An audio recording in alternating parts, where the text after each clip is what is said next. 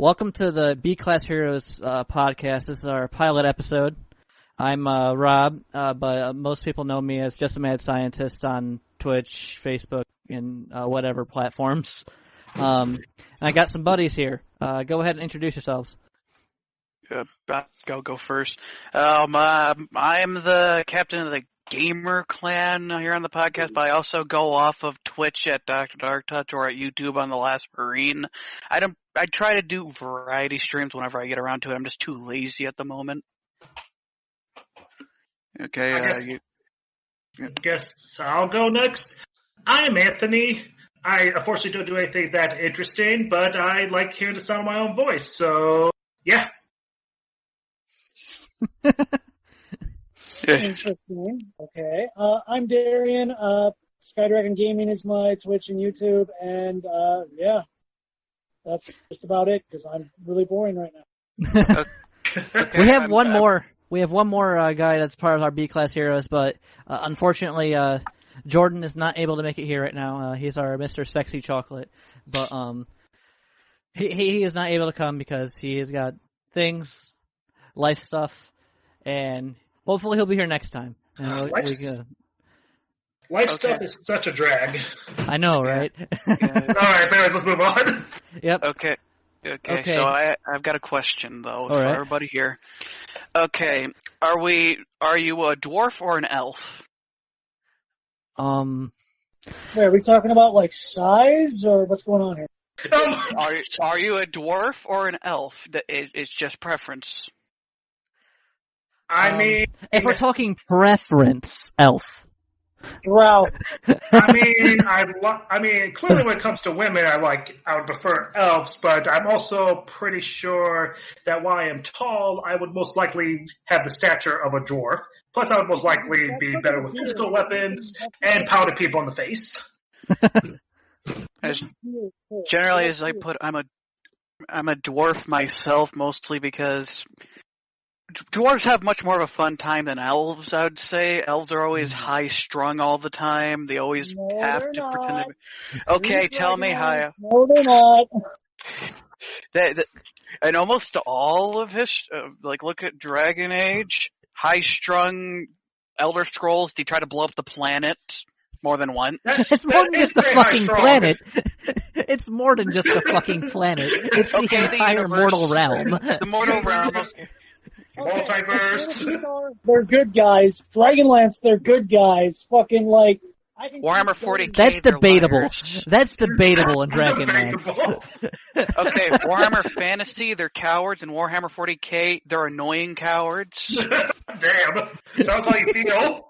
In the original Warhammer, though, they're not cowards. They actually try to fucking destroy the entire universe. So. Well, which brings us back to the Elder Scrolls. And then Drow, don't get me started with Drow. They try to be cool. One of the energy elves. Look, I remember Dark Elves and Dark Eldar, and they're just BDSM space pirates. Oh my God. Sure, that's what they are in Warcraft too. I'm like, yeah, that's probably somebody's boat, but ain't mine. Warcraft is they're all porn material. That's what they are in Warcraft. I mean, yeah, like 100%. I think that's like more dark elves, though. Totally. It's not like it's impossible to have good elves. It's just there's so much media out there where elves just don't end up giving the information that's needed at the time period, or they're so high up There's their two own kinds of elves. things. There's Yes. two kinds of elves. The kind that are assholes and the kind that want to be fucked. Damn. Well, that's Japanese, there. That's Japanese. Right. I saw a record of the Lodos War, Rob. Oh, Jesus. Well, technically, Sometimes it's both. I can't remember. No, I don't think Star Trek has their own elves. No, they don't. I was trying to double check. So, Yeah. I guess I'm going to bring in the first topic I was going to bring up. So Fallout 76, had potential, for the first time in a while, and then you just fucking blew it again. It's become a circle of life. Fall asleep during it, Yeah. I like, that's what... Go ahead. I like stopped. I don't even keep up with Fallout 76 anymore because even I started getting a little like at some point stop being funny and start being like borderline depressive. Sad. Yeah, it's what sad. the hell did he do this time? So with the Wastelanders update, it was like a little while ago.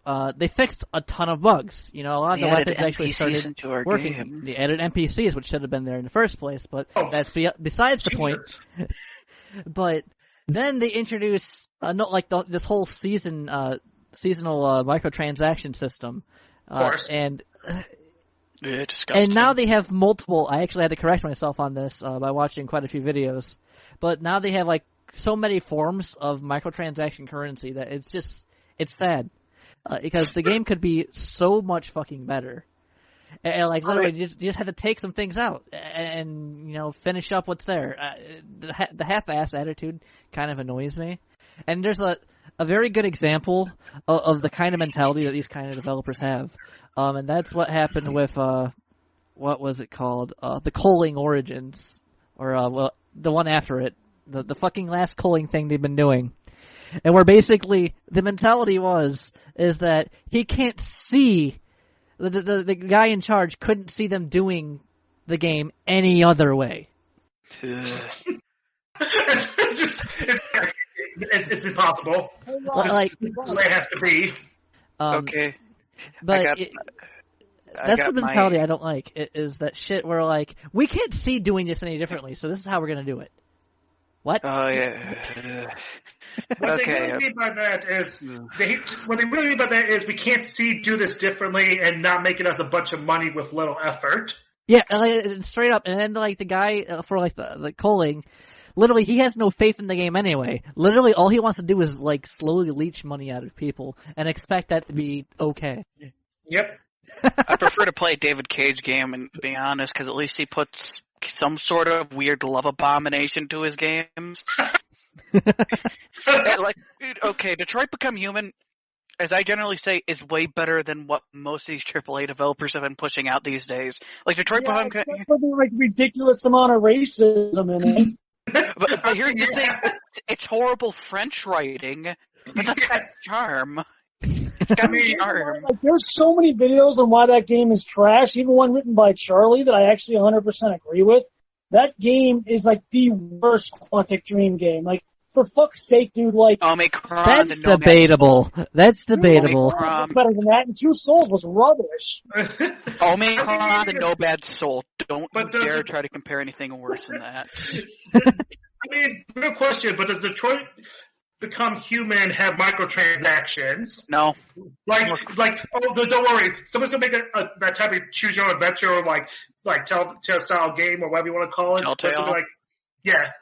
Or whatever. Where it's like, oh hey, if you want to choose this dialogue option to have more options, you just have to give like 50 of this in-game currency that you have to buy with money or earn through like daily missions or rewards. I don't know how to do that, but I'm pretty sure somebody's going to try to do it.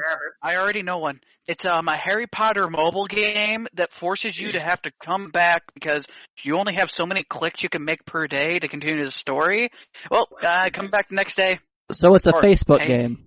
I heard of that one before. I had a friend who was like, I wanted to play this, but then it's just like, I literally can't make progress. But I'm gonna make a comparison of like say 76 and how it's gone. Let's come back to 76 and its own problems. You have problems like 76, the Calling, and all these games that have come up because they're ripping off of older games. Like for instance, Rust. Yeah.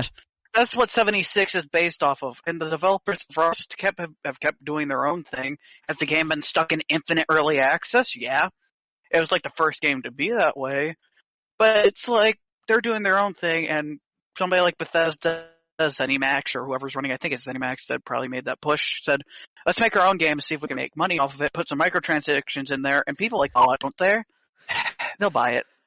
And the thing that actually is a little uglier about actually looking at the origins of Fallout 76 is the fact that if you look at Fallout 4 and you actually listen to a lot of the history, basically what happened is Fallout 4 was supposed to be Fallout 76.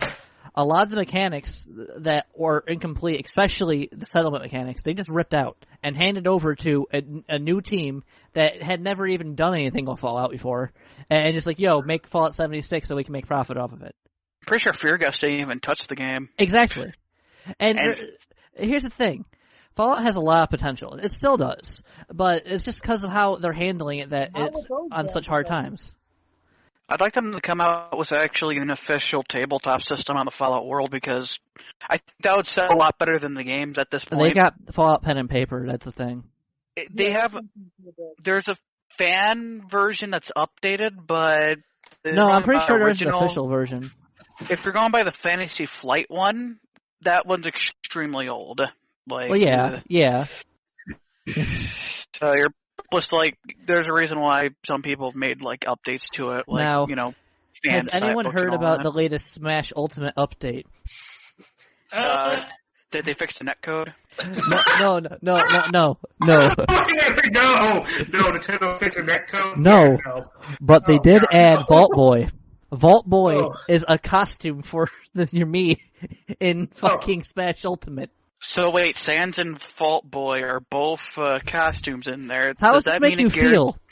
How does this make you feel? They're dancing around the whole, Smash characters with guns concept. Oh yeah, Heihachi's in it too now. What? wait, which is it? Costume or real? I think it's character. I think it's costume, but table meme. It's just you're hoping, right? You're hoping you're like, yo, Kiryu for Smash. Well, we all still wait on Goku. Yeah. Goku's never gonna be in Smash. Goku is never. Kiryu, Doom guy, Majima. Yeah.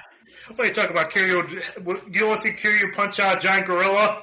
Got moving tigers. Let's get Majima in Smash. There you go.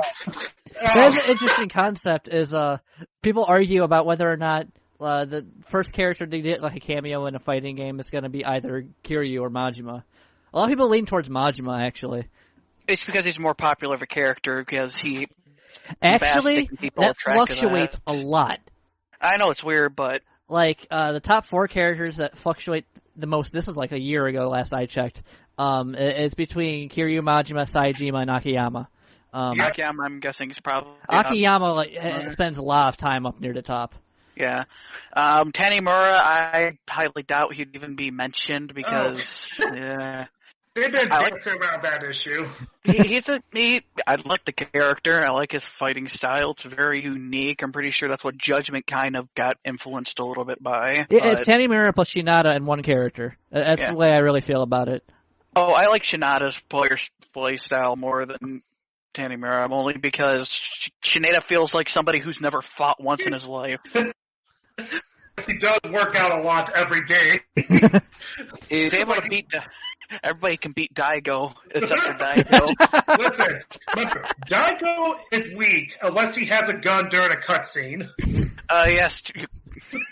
Cutscene Daigo with a gun is literally terrifying. He's like, don't worry, I'm going to make this perfect long distance shot to shoot the gun out of your hand. And I'm just like, wait, what?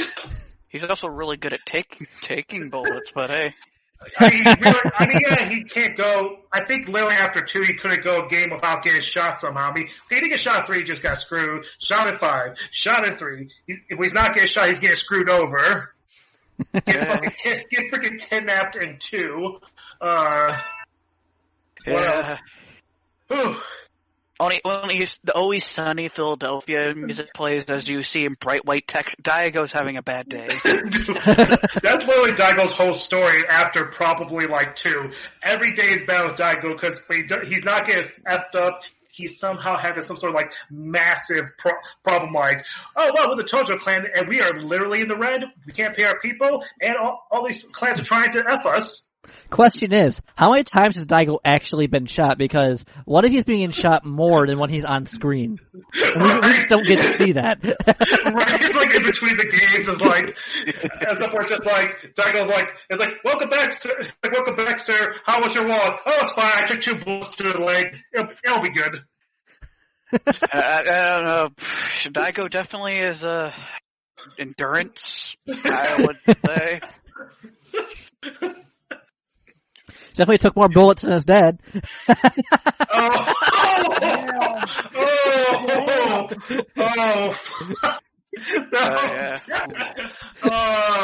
Rest in peace, Dojima. You're responsible for everything.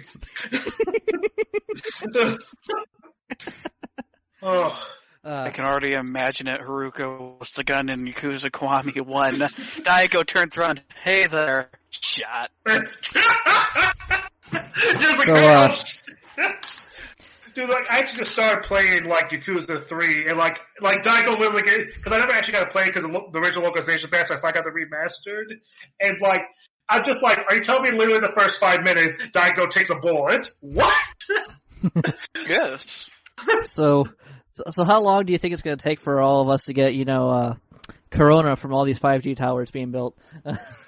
I mean, assuming we don't already have it, give it a couple months. I think it's funny. Anytime, the 5G conspiracies predate, the COVID-19 crisis. It's been a thing for a hot minute now. But the only problem with 5G is building all the towers seems like it's just not worth it in the end. It's a very costly thing. However, the point they try to bring up about why 5G is bad and all that, it falls flat for a very big reason. It's not like we invented these wavelengths. They already exist. Yes, they already exist. We get tons of them from the sun. And they've been known about for over 100 years. There have been studies been done on this stuff for over 100 years. And for people, there was a paper that people liked quoting saying that it's too early to know the effects of 5G radiation. And I'm just like, what the fuck are you talking about? Is this like some what was the name of that person that's made there was a program that was entirely focused. One of his focal points was radio and microwave research in the context of the health effects on the human physiology and mind. You know what that was called? MK Ultra. Yes, everything circles back to MK Ultra. We're drinking chemical in the water.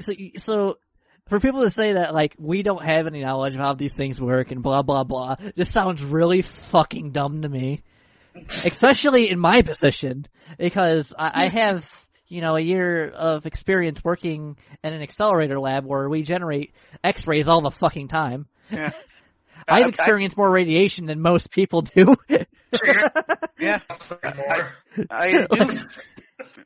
I do find for a fact when it comes to talking about this stuff, people are trying to sound scientific and talk about the theoreticals when they're not thinking about practical. They're thinking about, it can do this and that.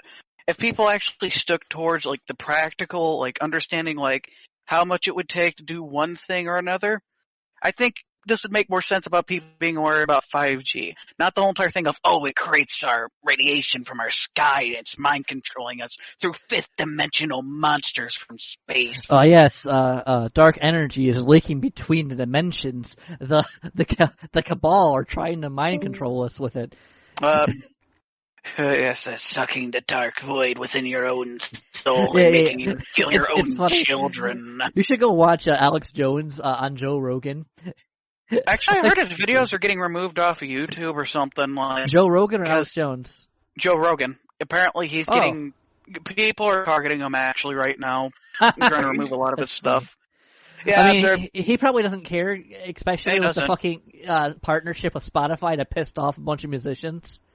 Oh yeah, he's got a fallback because he's popular enough and he's got a sponsorship. Yeah. That's being lucky for at least Joe Rogan himself, but I've been trying to keep an eye on that situation with people just getting removed. I've listened to. Another concept I think it's fun to discuss is the pushback against wearing masks. Oh yeah, Florida is a big problem there. It's funny because people try to find their own reasons to justify it, be it they're uncomfortable or they don't believe they work or they think they're a mind control tactic.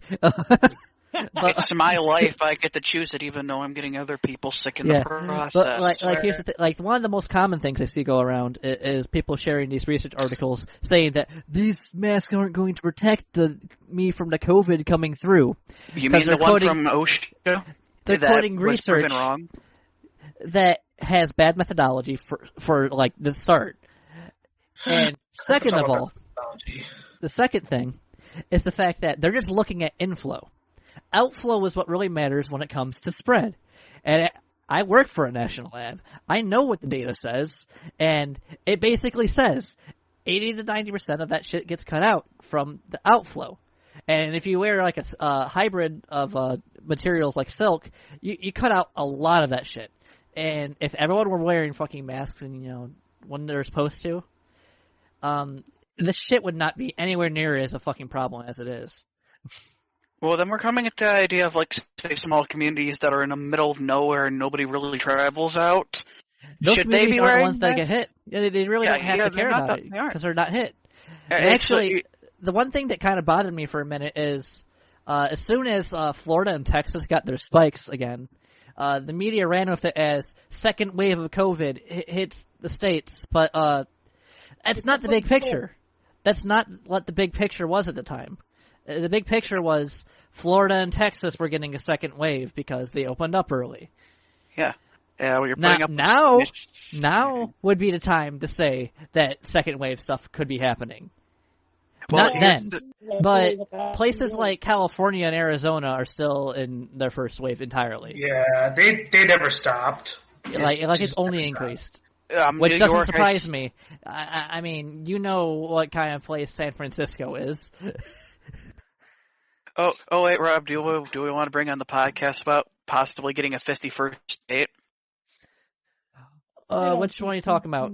They're trying to make District of Columbia into the 51st state in the United States because apparently they don't have proper representation over there. So we're just dividing things? Basically. Yeah, what, Darren? It doesn't matter what the Dems push because anytime the Dems push and Republicans say the exact same thing, we'll wait and see. The wait and see. Yeah. The only problem I've seen with it is that apparently with how District Columbia works, because it's technically a political, basically that's where all the big politics goes on. And apparently the residents there don't have the same representation or whatever is going on there when it comes to legal stature. That's why they're trying to push for it to be a 51st state.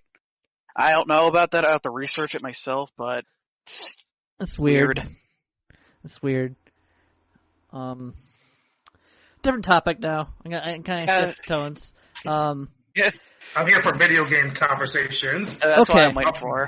I don't have to do too much political conversations in my normal everyday life. So the next topic I'm going to kind of bring up is, what do you think the future of criticism and reviews is going to be for video games, anime, and media? Downhill. Because here's the thing. The current state of things is that reviews are having... I'm not sure what the impact is on game sales, anime sales, whatever. And the rating systems on, like a lot of these sites like Metacritic and My Anime List are fucking broken. Yep. Because, a good example... It's been broken for years, dude. Is you'll have YouTubers who will basically tell their entire fan base, go and just rate this series 10 out of 10, and they'll fucking do it. Yeah. I can bring the biggest example because this is the biggest division between reviewer and player base. I'm going to bring up a little bit of Last of Us 2 with this. I was going to say that too. Game reviewers, all these reviewers are like 10 out of 10, best story I ever played. Actual players, 0, 13 from Rotten Tomatoes and all this stuff. And and when you look at it, it's like, are people hating on this game just to hate on it, or is it because the story's boring? Well, that's actually where you can see an intricacy, actually. Like on Metacritic, you'll see that it'll have a really low score, but try and correlate what they gave, that individual person gave that score to what they wrote down for a review. And you'll see, it's weird. A lot of the reviews actually on Metacritic are not extremely hateful. A lot of them actually point out very valid points. During The Last of Us 2 on Metacritic, there were Xbox fanboys just giving it 0 out of 10 just to be a bigger asshole. Right. Yeah. I mean, you see something similar. I don't know if anybody remembers the original DMC reboot or something. Don't bring that in. I'm sorry, it's valid. It's very valid. I have to play 5 now. I mean, you should always be playing 5. Listen, if you're not regularly at least once a month playing Devil May Cry 3, 4, or 5, what are you even doing with your life? Though I do think that Devil May Cry 2 is better than DMC Devil May Cry. No, I've got a weird thing on it because I like Lucia as a character. Storyline-wise, yeah, I actually say Lucia's storyline's better. Like, Devil May Cry 2 just doesn't work, like, fundamentally. Oh, it doesn't. Like, as a game, but, like, I think I'd rather take at least Lucia. Like, Dante's story is not that interesting, but, like, Lucia probably has an overall better story than 90% of DMC. Though I'm gonna always say, like, Nero's like the second best character in the franchise, and right next to Virgil, who's number 1. Wait, you play something above Dante? Oh shit, you got the fanboys after you now. Oh no, I like this. 4 is the first one I got into playing a lot, and it was the original. I like the way how Nero plays. I like his arm grabs. It allows more functionality and gameplay. I like Dante. I like his style switching. Trying to compare it to both Nero's very much doesn't have an infinite skill cap like Dante. Like, you know, have you ever heard of freestyle? Yeah. Like, yeah. Basically, that is Dante's like skill cap is almost like almost infinite. Because 4 had like a lot of also like weird glitches with Dante, Real like, stuff. If I remember correctly, that allowed him to do some like really insane stuff. I mean, you don't need literally any of it to beat the game like with S rank on the hardest difficulties, mind you. It's just at some point people care more about looking cool than actually being there, whether it's the most effective. But anyways, though, we'll go back to those. So like in reality, like when freaking DMC reboot came out, like everyone knew the game was going to get reviewed bombed, but people were like saying like, man, this is like a 0 or a 1. Is like real talk outside of how insulting it was to like the Devil May Cry fan base as a whole. I give it a 5. Yeah, it was like it was still like an okay game. It wasn't like unplayable. There was like at least a couple good moments. There was fun to be had. It had a lot of bad game decisions that kind of counteracted its strong points. I could go into that, but it wasn't like people were literally just saying this game was like a 0 or a 10, and it's just like to spite each other. Yeah, I don't think most games, like even some of the worst games, I don't think they deserve a 0. I think most games have at least some positive point. Most. Unless if we're talking about asset flips, but do you even consider those games anymore? Right, yeah, I understand that. But usually there's a positive point.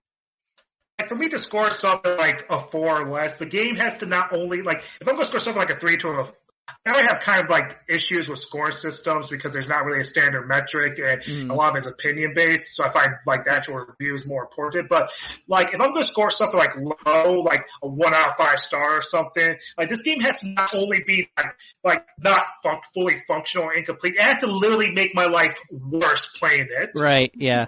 One thing you'll notice. One thing you'll notice is if you look at a lot of reviews on the site, not reviews, the ratings on sites, a lot of people have like a shifted bias for games to where like their idea of an average game is more like a 6 to a 7. Yep. And then a good game is 9 or 10, but shit just like shifts straight down to 0 to 3. And you're literally quoting James Sterling at this point. We haven't been watching. Me and Rob have not watched Jim in a long time. I'll tell you that.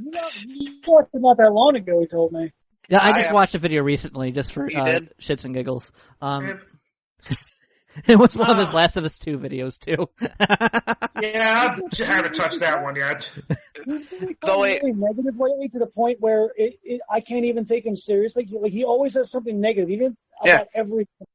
He actually made a video stating that he's going to keep being negative because that's apparently what people watch him for anymore these days. Yep. Yeah. That was satirical though, but yeah, I mean, I honestly think that like satire has a decent amount of truth to it, even when it's supposed to be taken as a joke, especially when it's self-deprecation or anything of that. It's like, hey, haha, this one thing. Yeah, it's funny. Real Funny. But basically, yeah. It's just kind of the problem of like YouTube. Like, for example, like on one hand, there's a lot more YouTube reviewers and stuff throughout the years, and Yep. it's become a very popular thing for like forming, like voicing and forming criticisms and stuff. And like, so some of them have like a lot of. I enjoy like analysis videos, usually retrospectives and stuff from some people. And I was a big fan of K-Bash just because like that dude does not care about. Right. Sounded like a jackass. It was hilarious. Like, it's just like, he'll say so many good things about the game, but also say horribly bad things. Yet still like, yeah, it's a good game. But, and it's like, usually very good analysis. But it's a good off topic.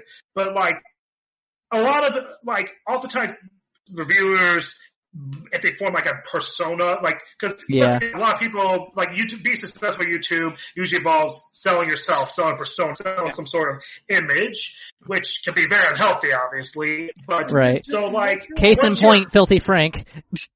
Yeah. So once you typecast yourself as a certain way of doing things, like if you're always known as a guy who's like funny for bashing things with like witty comments and stuff, that's all people are going to see. And this started having like let's say zero punctuation. Does anyone remember zero punctuation? I mean, that's I watch him pretty often. His method is the only method that has never aged. Like, apparently, it's just fine. He found something very specific, which is making whip comments, taking images that could be taken out of context at random, and people love it. Yep. It works. And I don't think Yahtzee's reviews will ever die. I really don't. He's a real shock of pretty escapist, so yeah. He's the only person that's making content for the escapist anymore, basically. He is one of the few perpetual reviewers I think that won't die in the next few years, but I think the industry as a whole, be it game journalism, YouTube reviewers, regular reviewers, and people that are using rating systems on these sites, I don't think this is sustainable. I really don't. But I do want to clarify one more thing though, because I wouldn't get to this point yet. My point was like early, like literally the first like 2 or 3 episodes Yahtzee did. Like the first ones were like like making fun of stuff, bashing, doing the stuff that Yahtzee's known for. And then he had like a really positive view of Psychonauts, but people apparently didn't like that. So after that, he literally just doubled down to that. People like negative stuff. They really do. Like, I've been around almost everywhere on YouTube, and videos that get the most amount of views are typically ones that are bashing things. The angry video game nerds effect was very long-lasting. Right? Robert, we're going to talk about reviews and weird shit. Why don't we talk about IGN? There's no point talking about IGN. There's no point talking about IGN. It's been everywhere. I don't think we need to. Especially with what's happened recently, with what's come out recently about just how fucked up they are. Like Jason Schreier and all that. No, not that. This is more. Jason Schreier's Kotaku, first of all. I confuse him with IGN because Kotaku and IGN are almost the same company to me anymore. He doesn't work for Kotaku. He looks for Bloomberg now. Yeah, things are weird. Once again, I state, I don't think the review industry is sustainable. I don't. No. Especially when people are paying you to review your game highlight. Now, I think Koga, he has stated a point that is kind of the one thing that will last, I think. And I think it's going to become more popular as time goes on, and that's going to be more of the discussion-type videos, and videos in which people talk about very specific parts of games and the games industry. Yeah, we're getting to... Yeah. Buttercraft Gaming is a guy who does that. I think discussions, though, on forums are probably going to become really the only thing that has really much of an impact. Although, there was one thing I saw... Gets even more power. Great. There was one thing I saw that actually might be a good idea, and it was a fucking April Fool's joke on my anime list. And it was, instead of using the number rating system, using something closer to an emoji rating system. Mm-hmm. And I think that would work better than numbers, just because of the fact that you're looking more at how a show makes you feel instead of just rating it out of a fucking number. No, I hate emojis, so I'm gonna have to be against it. I generally dislike emojis a lot. I understand that point, but from a certain perspective, it does make sense. Let's not start that certain perspective stuff. Last time I talked about certain perspectives when the early Star Wars movie. Your dad did die. What was it like? Hey, Jesus, never mind. I screwed up the quote. At if you have the emoji system, you can just use the poop emoji for shit you didn't like. Oh, you mean Episode 9, which was basically the worst Star Wars episode that makes Phantom Menace look good? Yeah, the sequel trilogy is horrible. People do not like it in general. Like, the prequels, there's stuff to like about the prequels. The sequels, what is there to like? What is there actually to like? Give me one example of something good. That great that great fight scene where they had to like edit out a weapon in mid scene. So what's her name? Rhea did die, Ray or whatever. I don't know people's names. Rey Mysterio? What? Well, like what was Heroine's name? Because I literally the lack of sleep is starting to kick my ass. Ray, whatever. Ray. Yeah. Ray Mysterio. You know, Rey Ayanami from Evangelion has more character than Rey in Star Wars. Yes. That's ouch. That's ouch. Yeah. But yeah, like that fantastic fight scene we had to literally edit out a weapon. Like, it's like, where did his second weapon go? I don't know. Well, you can only do so much when you use a lightsaber like it's a baseball bat, Coco. Okay, but the lightsaber fight. Yeah, but let's be honest. At this point, bashing on the sequel series isn't even cool anymore. No, because there are people that enjoy it. There's people who do a lot of things that that might be questionable to people. Yes, like CBT. I enjoyed Mega Man X6, and that game's literally completely not complete and a broken, glitchy mess. Some people like Final Fantasy IX. You're just trying to trigger everyone today. No, I should be better. Some people like Final Fantasy 13. Which one? We can talk about virtual novels if you want to trigger. Oh. No, I joke about the Final Fantasy IX one because Rob doesn't like it, but... It's not that I don't like it. It's just, I think it's the least innovative game on the PS1. As far as the Final Fantasy series is concerned. Yeah. Worse than Jumping Flash. Wow, Robert, damn. By the way, the game industry is not the only one that is having problems. It's not the only one that like really big shit. I'm not even talking that yet. Jesus. Back a couple months ago, oil prices dropped to negative. I think it was like negative $40 or $50. But how though? Literally, they had to pay people to store the oil. Well, it's because we just started forcing in because we were going to face an economic crash due to everything shutting down. So that's how you know. Thought, inject. That's how you know shit is fucked. Yeah. When the oil stocks drop to negative. Well, yeah. What you're seeing is that almost every country, the United States, gold might be our backing for the dollar, but oil is what runs the backbone, basically. So my thought was, as soon as I saw the negative price, I was like, shit, let's promote nuclear now. Isn't nuclear dangerous? No. Nope. Like, straight up, this is like a thing that like people like try to promote, but the recent advances in nuclear engineering make using nuclear fission, basically the hazards that used to be there are gone now. We can use the entire rod. So it's... Just need joking there, by the way. Yeah, I know. Yeah. It's more effective to use nuclear than it is solar, like, on any day. Straight up. That's why we need big man Elon Musk to start pushing for nuclear power plants. Robert, I would love to agree with you, but then I think about, all the power plants that definitely need to be fucking upgraded because... Yes. Jesus. Think about this, Darian. There hasn't been an actual full-scale, like the one nuclear plant we have here in Ohio. There hasn't been a new one built since the 80s.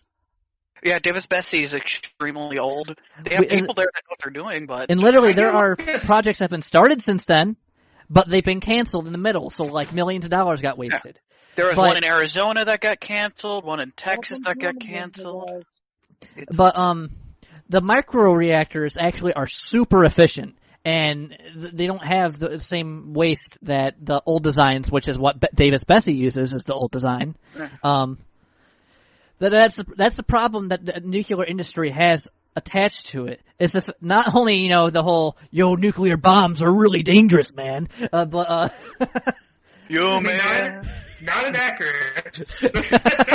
I'm pretty sure we could develop... Maybe not do it like someone did and put their nuclear reactor next to a goddamn water fucking source. But it's a horrible place for nuclear the energy. updates in the technology have completely, basically rejuvenated the fucking possibilities for nuclear. But because of all the people who lobby in DC, we're not seeing that shit happen much, really.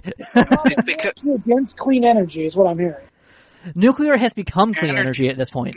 Nuclear energy is the cleanest source of getting energy next to hydroelectrics, and that's called long-term. And if you really look at the manufacturing effects of solar panels, nuclear is more clean than solar right now. Man, Robert, I can only imagine the conversations you and Elon Musk would have. Actually, high. I go to a university that actually, one of the biggest exports are people who go into the solar industry. So I know quite a fucking bit about what the actual limitations are for solar panels. Around 10 years for each panel, and then can't really get rid of it. You can't recycle it. You can't recycle the materials in the panel. Yeah. I mean, could you use the panel as a bashing tool? Yeah. To be fair, Robert, though, you could also actually make your own solar panels and not make them, but you could buy them for cheaper than probably a year. True, but their efficiency is completely fucked. Yeah, this point less about price and more about efficiency. Yeah, because eventually our power sources are going to run out. And then this is only talking about nuclear fission. There's actually patents going around right now that supposedly make nuclear fusion easily accessible. Which that's what I'm pushing towards heavily, because aren't you ultimately still paying the people who have nuclear fission? Which means they can actually charge whatever the fuck they want. I mean, that's ultimately going to be truth no matter what you have. Yeah. Look at the internet.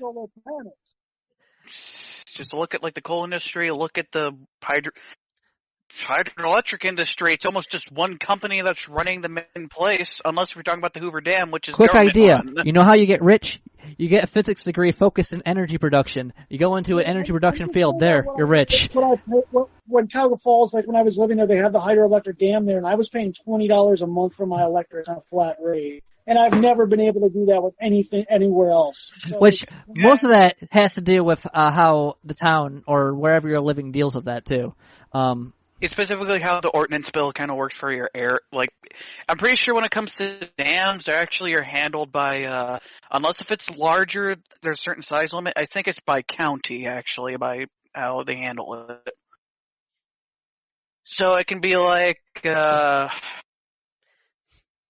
$20 in one area, and then you go to New Vegas, and it's say $50 per month. I'm still ultimately confused by how the hell we went from video games to talking about nuclear fission. That just happened. If you think about it, they're definitely related. Trust me on this. Don't think about it too hard. Yeah. Speaking about nukes, so I did discuss this a little bit with Reed and some other people, but nukes in the context of space combat are just not effective. I mean, yeah. Torpedo nukes, maybe. Straight up, even a good contextual example is if you try to detonate hundreds of nukes on the moon, it would barely dent it. Hey Rob, completely off subject. I just saw something horrible that I had to report to you. Apparently, Fallout Boy and Missy Elliott just made the Ghostbusters theme. Let's move away from Ghostbusters. That's just okay. They made the 2016 movie actually non-canon. What? Neat. Wait, what? Apparently, they're going to make it non-canon because people didn't like the fact that they killed Bill Murray in such the worst way possible. Yeah. He fell out of the building. I'll be honest, I actually literally did not even watch the movie. I blanked it from memory. So it took me a second. First when he said 2016, I thought he said 2006. And I was like, wait a minute. I might be a little tired. Oh no, I don't like the fact what they did. Apparently in 2016, because I learned that movie just like how I learned most of Star Wars, osmosis. You just inherently learn it because people talk about every scene for scene. What apparently happened in Ghostbusters 2016 is that Bill Murray turned into a ghost skeptic. You know, the same character who was literally fighting ghosts turned into a ghost skeptic. And you know how they killed off his character? He was a character for 2 minutes. Mm-hmm. He fell out of a window and died. You do know that Bill Murray actually wanted to die, right? Yeah, he didn't want to be part of the movie because he didn't like how the writing was. He just said, "Oh, kill me." Yeah. Wait, but how did he become a ghost? Wait, you told me he became a ghost skeptic? Yes. Man, I'm glad I'm good at repressing things, because if I learned about that back in 2016, I would have been so outraged. I was like, oh yeah, ghosts. Let's just, they don't exist. Let's not even talk about freaking, Han Solo. Oh god, how the prequels made it silly that Han Solo doesn't believe in the Force. I'm just thinking like, people believe Eli Weasel was a liar. Back to the concept about space nukes. I brought it up because I wanted to ask, what does everyone think would actually be a good alternative for actual space combat? Piercing torpedoes. They break into the hull of the ship and then explode. Like the biggest thing... Not having wars in space. How about that? That's not fun, though. Look, there's a Warhammer 40K fan here. I want space combat. I want to see ships go into melee combat. Like, that's honestly the best option, is just straight up ramming shit, as far as I can tell. Okay, no, hear me out. Let's just think about Outlaw Star. Ships with arms and hands. Yeah, straight up. Yeah. just start wrestling in space. Whoever puts the ship under submission under the counter wins the battle. Uno, dos, tres, oh. How goes wild? Oh my god, he's giving the people's elbow! Would the arms even have elbows? Yes, they have to. These are the real questions. No. There you go. Don't worry. I just realized that we have useless solar panels now. So get this. So the old used up solar panels, we can connect together and turn them into makeshift chairs or like weapons. Like, here's the solar panel!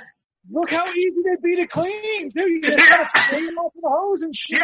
Yep, there you go, yeah.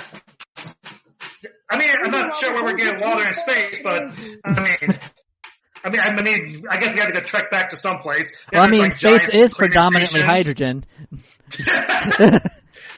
1 second. The United States we're gonna have our own wrestling ship, and it's just gonna, what ends up happening is, we decommissioned it this year. It comes back every single time, like it didn't decommission. It's like, I'm retiring from my wrestling ship days, comes back in. I'm back. I'm here to take this new belt. I'm not gonna lie. I like how we went from like thoughtful things to like, okay, we're gonna have this nice discussion about and ships with arms wrestling with solar panel chairs. Got it. Yes. Welcome to me and Rob. This happens way too often. Okay. Should we go back to something more serious? Nope. New topic. Why is Jessie so thirsty in Final Fantasy VII? Because she wants that. She wants that booty.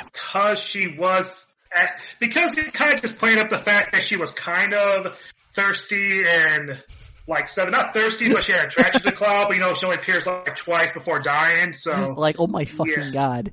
Like that was like one of the biggest themes of the remake. Her death scene. Right? It's like, I like how she's literally still hitting on Cloud while she is dying. One of my favorite things about that whole section is the amount of different tones they present you with. It's like you have that scene with Aerith and Marlene where I'm like, I have extreme dad feels, I'm about to fucking cry, and then immediately after, you owe me a pizza. That's some Devil May Cry based comedy. Aerith just died, let's go snowboarding. Like, what the fuck? That's what's gonna happen too. I mean, hey, you gotta go over bad things like, wow, how do we cope with the fact that our friend just got murdered? Ski trip? Wow, wacky pizza man time. Yeah, I'm just saying, people have a just way of coping. That is one of my favorite things, though, is the fact that they're keeping that 90s pizza is red, man mentality just alive. Right? Because in Japan, it still feels like the 90s sometimes. They haven't raised into their second recession yet, so yeah, it's gonna feel like the 90s, hopefully forever. It's like, oh, we have the best tech in the world, but everything else still takes fucking forever. You go outside, you see somebody with a spiked mohawk. Huh. Yeah, but real talk, I think the whole Jessie being thirsty thing was literally just because people always kind of like that 5-second dynamic. Same with how they could have just took all the Avalanche members that were playable and just really just doubled down on their characteristics. They have chemistry. Like, for instance, Cloud has no game, but all the characters around them are like, we want that game. He just doesn't know he's spinning game as he's spinning game. Yeah. But no, I like how my favorite. Before we move kind of Rob wants to say something. Yeah. My favorite thing about how they Cloud in 7 is that you could tell you could tell that just in the first mission he's all badass is cool, but whenever anybody kind of like what Jesse said that was pretty cool. He gets that little dorkish fucking smirk like that part of him wants to be yeah, I'm cool. That's all he was cool. That's right. Yeah, you're my hero. You're cool. You're cool, and you're dead. Psychologically damaged characters in Final Fantasy. There's a picture that goes around so it's like a meme based off of the show Friends, but replacing all the characters with the cast of Final Fantasy VII. And you just looking at the look that everyone's giving at Cloud, you can tell that everyone there has fucked him. And then Zack is in the background of the picture, and he looks like he's fucked everyone there as well. Seeing that kind of shit, it's just in that game is so overwhelming that it's just holy shit! And I feel like being that guy to go, yes, fuck already! I also feel like they took a lot of attention to detail to make sure that Cloud sounds the most like he's talking out his ass at all times. As you should. It's like an OG too, Rob. You were doing that. It just feels so much more intense. So much. It's because of the voice acting and as monotone as possible. Oh god, it's hilarious. Klaus saying all this shit, he sounds totally competent stuff, and then as you go through the game, you just start realizing more and more wow, he actually has no idea what the fuck he's doing. He's weaking the fuck out of it, and it's working, everyone else believes him. That's all I'm saying. Also, wait, there's a big that thing. sound? Yeah. Sorry, there's loud explosions outside. Probably. Shooting off firecrackers and fireworks. Okay. You gotta understand, I usually see fireworks, but that sometimes I also remember that we live in America. but here's a big thing. Gungaga. You Gungaga?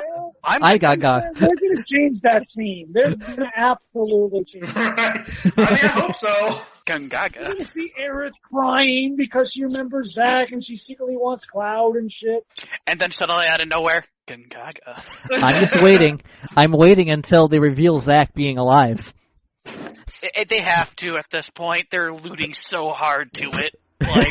You want to talk about how much they're turning to the next turn signal? It is so hard that it seems like you hear the power steering brake. So, like my old car. Yes, that's how hard it's turning. Okay, so the other thing about Final Fantasy VII Remake I noticed is I really feel like Cloud is the weakest character. Are you talking about gameplay-wise? Yes, gameplay-wise. Feet-wise. Especially when you're looking at I feel like Tifa and Barrett physically have the strongest feats and are just the best in combat. Tifa's the embodiment of punchy girl, of course. I mean, to be fair, Tifa, I straight up think is just stronger than Cloud as far as the remake is concerned so far. Straight up. She just shoulder charged, she just shoulder bashed a fucking what was it? Oh god, there goes the memory. I really should probably sleep more, but moving on. A giant, metal block or something? Or a fucking, a bunch of steel pipes fall down. It was just like, wow! It's just like, oh wow, that was just your shoulder. I mean, you should have broke literally your whole entire body doing that, but I mean, or straight up, right into a section where the plate's gonna be falling, and she fucking, a bunch of these fucking, gigantic metal pipes are about to fall down on her, and everyone, and she just fucking kicks them away. Yep. No, nobody told you, but she's actually the daughter of Chris Redfield. Yep. Straight up, yep. What the fuck? I actually, when I was streaming that, I had to pause and think about it for a minute. I'm just like, yep. Yeah, what? Robert, it's a video game. I think you're taking it too seriously. Of course I'm taking it too seriously. I have to think about it, man. To be fair, I do know some people, were literally so, I mean, Cloud's supposed to be the superhuman here, so why are, Barry and Tifa doing stuff that should just literally be killing them? None of them are psychologically as damaged as Cloud is, and Cloud doesn't even like using, despite him having some of the best mechanics in the game, especially if you get the counter combos correct, he's still fucked up in the head. I swear, people don't get this. He's not gonna be right. Yeah. But we're just talking about the disconnect between him being a Hobbit because I think Seven actually does a good job of still showing Cloud is strong due to his feats against the Turk and other stuff. But at the same time, it's more that why are Tifa and Barrett and Tifa they're basically superhuman. Normal humans with no super Mako treatment or whatever are literally doing things that not only should kill them but have killed other normal people. A good example of that is in the section where you're underneath Wedge's fucking place, and you had that fucking boss fight where it's just you and Tifa and Barrett. And fucking Barrett catches Tifa, he absorbs all of her momentum, and then reverses it 110%. And she flings 50 foot in the fucking air. Bob, he does not look weak. That dude looks like he could throw a fucking car. He does, but he still defines physics. Straight up, when you really think about how much strength that takes, you're with one arm, one fucking arm.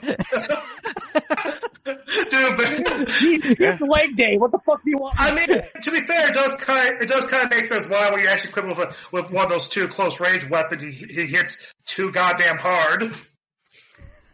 Instead of shooting a barrage of bullets, what do you do now? I literally just start charging at people. Wait, what? It kind of goes against the scene where Tifa's sliding to stop Cloud from falling off the cliff, and it takes her and Barrett to pull Cloud. I know, right? Right, but they have contradictory fucking feats. It's really fucking weird. I can open the... cutscene, I guess, with plot armor than anything else in that one. Can we make a... Fantasy VII Remake just follows the rule of cool. It's listen, I know this goes against all the sense of our power scaling or feats or whatever, but that was cool, so just deal with it. At least it's not Final Fantasy Advent children. I do think it's funny. Jar. I think it's funny how I can't wait to see you watch Cyberpunk, Roberts, or play Cyberpunk so you can completely disassemble that game. I think it's funny how Aerith constantly shits on Cloud. Aerith knows what's going on, actually. She did in the first game as well, dude. She was just more coy about it in the first game. In this one, she's just oh yeah, I'm totally gonna be this quirky shit that everybody I'm stronger than you, Cloud. I don't know what you're talking about. I do always how Cloud's telling her to get back, and back and she's always it's hey, take care of myself, so I can watch your back, right? Hey, here's a big thing about Aerith. The only two characters I think that actually know their future is Aerith and Red 13. That's my theory. That Aerith knows the effect of it. Red 13 and Sephiroth. Sephiroth is the weird one. Red 13 knows his futures because Aerith shared the live stream with him. But here, it comes to the weird part of how convoluted are we going to get to the point with the second game with that? Because it's I played Kojima games. Not convoluted yet. Not yet. I'm saying, how far will it get convoluted? Because we're talking about Nomura, who He's the writer of the game, the same guy who wrote the original OG Final Fantasy, the same guy that's writing the remake. Nomura just has some touch. Yeah. He added some touch, and you can definitely tell where he added that touch. Don't worry, he made sure to wine and dine the writer real quick so he could say some sweet things and get some changes to the story. Like Yoshi said, he literally was like, don't worry, we got Nomura on the leash. It's To be fair, if you don't see, Nomura's one of those people where like he can do great work, but if you don't actually keep an eye on him, it's just like It's worse. Yeah. He gets a little too ambitious. That's actually a problem in game development, I think, is like very deep rooted, is that there are some developers that need a fucking leash. Or else they just fucking go insane. Kojima's fine. He just went overboard on something he's never really had any experience with before. Which is making Mail Courier the game that's more interesting than what comes out from most AAA You know what's fucked up about Death Stranding is that we literally the same idea passed through my fucking head. The same idea. So, Robert, they already have an anime that does exactly what that game does. There's already an anime where you're a courier and you're going around and fighting off fucking monsters that you can't barely see. Is it a hentai anime? It's a weird type anime where you're protecting a baby. Or a kid in this case. But it's very, very similar. I think it's called Tagami. Let me look that up. But I swear to God, if Kojima did not get some sort of fucking, like... The dude locks himself in a basement most of the time. I mean, he needs the isolation to do his best work. I mean, do you think people who normally do you think somebody who gets normal social interaction to see the sunlight is able to come up with ideas like that? No, you gotta drive yourself halfway crazy. No one was more prepared for 2020 than Kojima. No one was more prepared for 2020 than Kojima. It's like, okay, you can't go outside. It's like, there's a pandemic and you can't go outside. Kojima's like, so what I'm hearing is that I can now work on my next idea full time, and there's literally nobody to criticize me. To be fair, if Konami wouldn't have canceled Silent Hills, I actually think because of Guillermo del Toro, they would have knocked it out of the park. It's funny, because, like, Konami has had every opportunity to do better. Yeah. And they just don't. They're too obsessed with pachinko machines. Actually, here's a unique thing about, specifically because we're bringing up, like, Death Stranding. Death Stranding was put on PC, even though someone put a large sum of money into making that game. This has been happening more than once. Cut off PC sales. Yeah, they're still getting cut off PC sales. But why has Horizon Zero Dawn? Horizon Zero Dawn's coming to PC as well. But it's weird, is that Sony is putting money into these projects, and they're putting out also on other systems, and it's allowing them to make more money and make a net gain off of it. But why is not companies like Nintendo, or I don't think Microsoft really cares at this point, but... Microsoft has Play Anywhere, so it doesn't matter. Yeah, but it's like...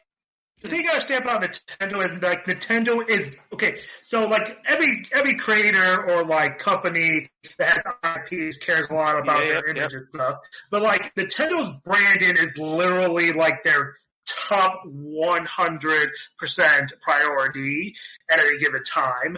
That's the reason why they're super, like, you're not gonna see, like, Nintendo guest characters in non-Nintendo consoles normally, for example. Like, Nintendo characters are only for Nintendo. And phones. So, like, when they were trying to remake Mario 64, or when Zelda was trying to be remade Unreal, they're like, no, fuck you, that's our IP, and we don't want you to touch it. They're very... doing it for... I mean, you gotta understand that, like, so you gotta remember, like, those two Zelda games that we don't speak of existed on that one system that we don't talk about. I don't know what you're talking about, because I don't care about those two games. And stuff. The CDI? I mean, the reason why it's relevant to this, though, is because, honestly, most of the time, like, Nintendo has a lot of bad history, either, mess up their own partnerships, or getting screwed, like, giving their characters out. So I feel like ever since that whole Zelda thing happened early in their lifespan, they're like, no, we're not giving out any characters to other companies. Too burned. Those were for-profit games. These people are making these things just to share Nintendo properties with people. That's just I'm not saying Nintendo isn't being crank, like, a little extra. or crazy. I'm just trying to put a context why they might be so crazy. Oh yeah, I'm very familiar with protecting your IP and stuff, because here in the United States, if you don't actually protect your intellectual property, you cannot actually take people to court after a certain time period. Yep. This is why when you see like going online, people constantly copyrighting and striking down things and fighting for the trademark is because the way how our laws apply here. It's a very great area. Sony got copyright striked by Game Loft of all fucking people. They did get games copyright striked, but the last time I checked, I'm pretty sure that got dropped at one point as well. Yeah, but we don't know what actually happened. If I'm Sony, I'm kind of pissed because that's 3 days of views they just missed, and 3 days of getting the word out there about Spider. Yeah, that's where you're putting up problems, but this is like, because I'm used to coming from the ground up from like small people trying to make either small passion projects that get shut down immediately. Because the way how our system works here, like over in Japan, you're not putting up with the same trademark laws. There's like almost no protections of trademark there. That's incorrect as hell. There is. Because I just watched a video on it. Yet again, I compare China and Japan's trademark laws to being way worse than the States, but... Japan's trademark laws are actually worse than our copyright laws, but China doesn't have any copyright laws at all. That's why we got bootlegs. Yeah, we can't live without those, man. Granddad! Nourish the blood. Much about those movies are great. The one thing I will say is that even though video games are more popular here in the United States, if you want to talk about movies, it's all China. That's where almost Hollywood gets all its money is from. Well, Chinese I mean, views. China actually has a lot of bans on video games in the first place, which is why it has such a hard time. China has to protect its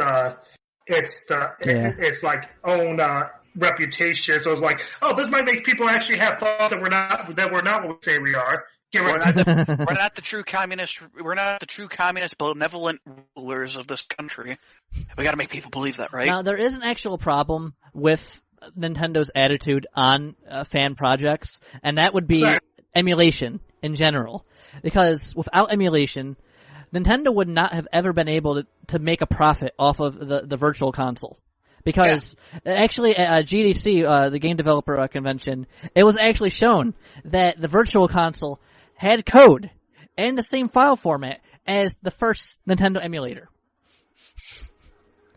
So when you think about that, when you really think about that they stole someone's fucking work that they did for free and are selling it. Yeah, I consider that's considered fraud in my books. God damn it, I missed Bit Summit. Fuck! Oh, shit. I know, I remember you literally talking about it earlier today, and I was just like, oh yeah, it's 10/21, shit.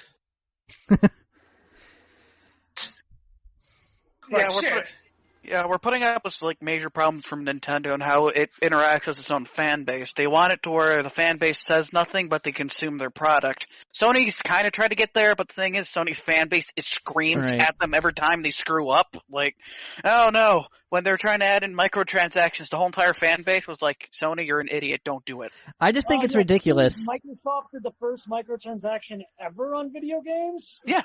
I think it's ridiculous how Nintendo wants to try and sell the same games as many times as they possibly can.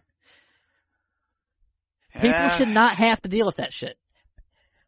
It's Bethesda's trying to do the exact same thing, and so is Rockstar with GTA 5, trying to sell the same game again. That's where CDPR is setting the score, right? GTA 6 is going to be sold in parts. Like, straight up, CDPR is doing the most right thing in letting people upgrade Cyberpunk, because of the fact that that's just something that companies aren't fucking doing. They have not fucking done. There has been one game that I know that did, two games actually. It was Assassin's Creed Black Flag. Basically it was $1 payment to upgrade it so you can play it on your updated console. And it was Call of Duty Ghosts. Those two games allowed it for like a $1 transfer to basically say, here, you can play the game on your next console. Now, I do like that Sony and Microsoft are trying to implement some sort of system to where you can actually upgrade certain games. But you should not assume anything because of the fact that certain companies don't want to be part of the programs, like EA. Oh yeah, EA really does not like the idea of backwards compatibility. They want to sell the same game the next year. That's what like all the Madden series is anymore. Same game. It's like Apple. It's the exact same product, but there's like say a finer lens. That's the next thing I want to talk about is Apple. They made a very crazy, fucked up decision. And what they did is say, fuck you, Intel, we're switching over to ARM architecture. And basically what they did by doing that is signed a death warrant for basically at least half of the fucking developer base. I don't care if you have some sort of program that tries to alleviate the differences between x86 and the ARM architecture. Compiling on an entirely different architecture is going to fall through. It just is. Most people don't even use Macs to develop games anymore. As I remember, most people just use they buy like a PC. Like this is not even just games. This is software in general. And this is a real problem because when you switch architectures, entire software libraries can cease to function because of the fact that there are certain dependencies that also have to be compiled on your new system. It's actually the reason why I don't just switch to using a Raspberry Pi as like my daily worker, because of the fact that the ARM architecture is not 100% compatible with everything you would want to use if you're a developer. And that's where you get a real fucking problem. Why Apple is just out of the fucking blue decide, we're just going to switch our entire shit up. It's the deadlock people. That's what it's supposed to do. Now, if you buy that, you're deadlocked to their products only. They're saving money by doing this. I'm not so sure they're saving money in the long run. They're lying outright to most people when they come out with most of their stuff. It's just what Apple does. It's in order to make sure people can buy it, you just polish that turd right up. That's what you do. Now, speaking about gaming development, I have a question about asset flips. How do they make asset flips look so bad? I've dabbled in game development. I've made very simple kinds of attempts at level design and texture mapping. You can just throw that shit in about any engine and it should look fine. But somehow, asset flip developers make that shit look like it's been through like 10 shit filters. Like, those memes that you see get like reposted on Twitter, then move to Instagram, then move through Snapchat, then on Facebook, then back to Twitter. That's the kind of shit that's going on. I don't know what the fuck kind of filter they're running their textures through, but it is god awful. It's mostly because of lack of effort to make it look better. Like, for instance, take the fact of, you look at the Mona Lisa, and you just try to paint it without putting much effort into it. You make the basic outlines. Here's the problem, though. Here's the big problem. Give it a different color. So if asset flips, they can just buy resources, or get free resources. The bought and free resources don't look bad. They normally don't. But somehow, they take what looks fine, and then somehow fuck it up. It's mostly know how to optimize shit. Nor do they know how to work with lighting, per se, because a lot of those models... You shouldn't even have to, because when you throw that shit in... For example, if you throw that shit into Unity, the lighting is already figured out, basically. They're somehow fucking something up that is so simply set up. It blows my fucking mind. How bad they fuck it up. When you put effort to take no effort at all, it's like you'll start they put to an see effort into making it shitty. It's like the same question of why do bootlegs from the Nintendo Entertainment System seem to have a decent amount of effort just to be bad? Make it different. I've seen bootlegs that are better than some modern fucking asset flips. I had to remember the word for a moment. It can't all be Google Stadio. Google Stadia is going to die. Stadia is already dead. Yeah. So many people pulled out of it, it won't be able to hold its own leg. Now, GeForce Now, I think, can survive. I think GeForce Now can. Are you telling me that rushing to do a streaming system and as a console was a peripheral was a terrible idea?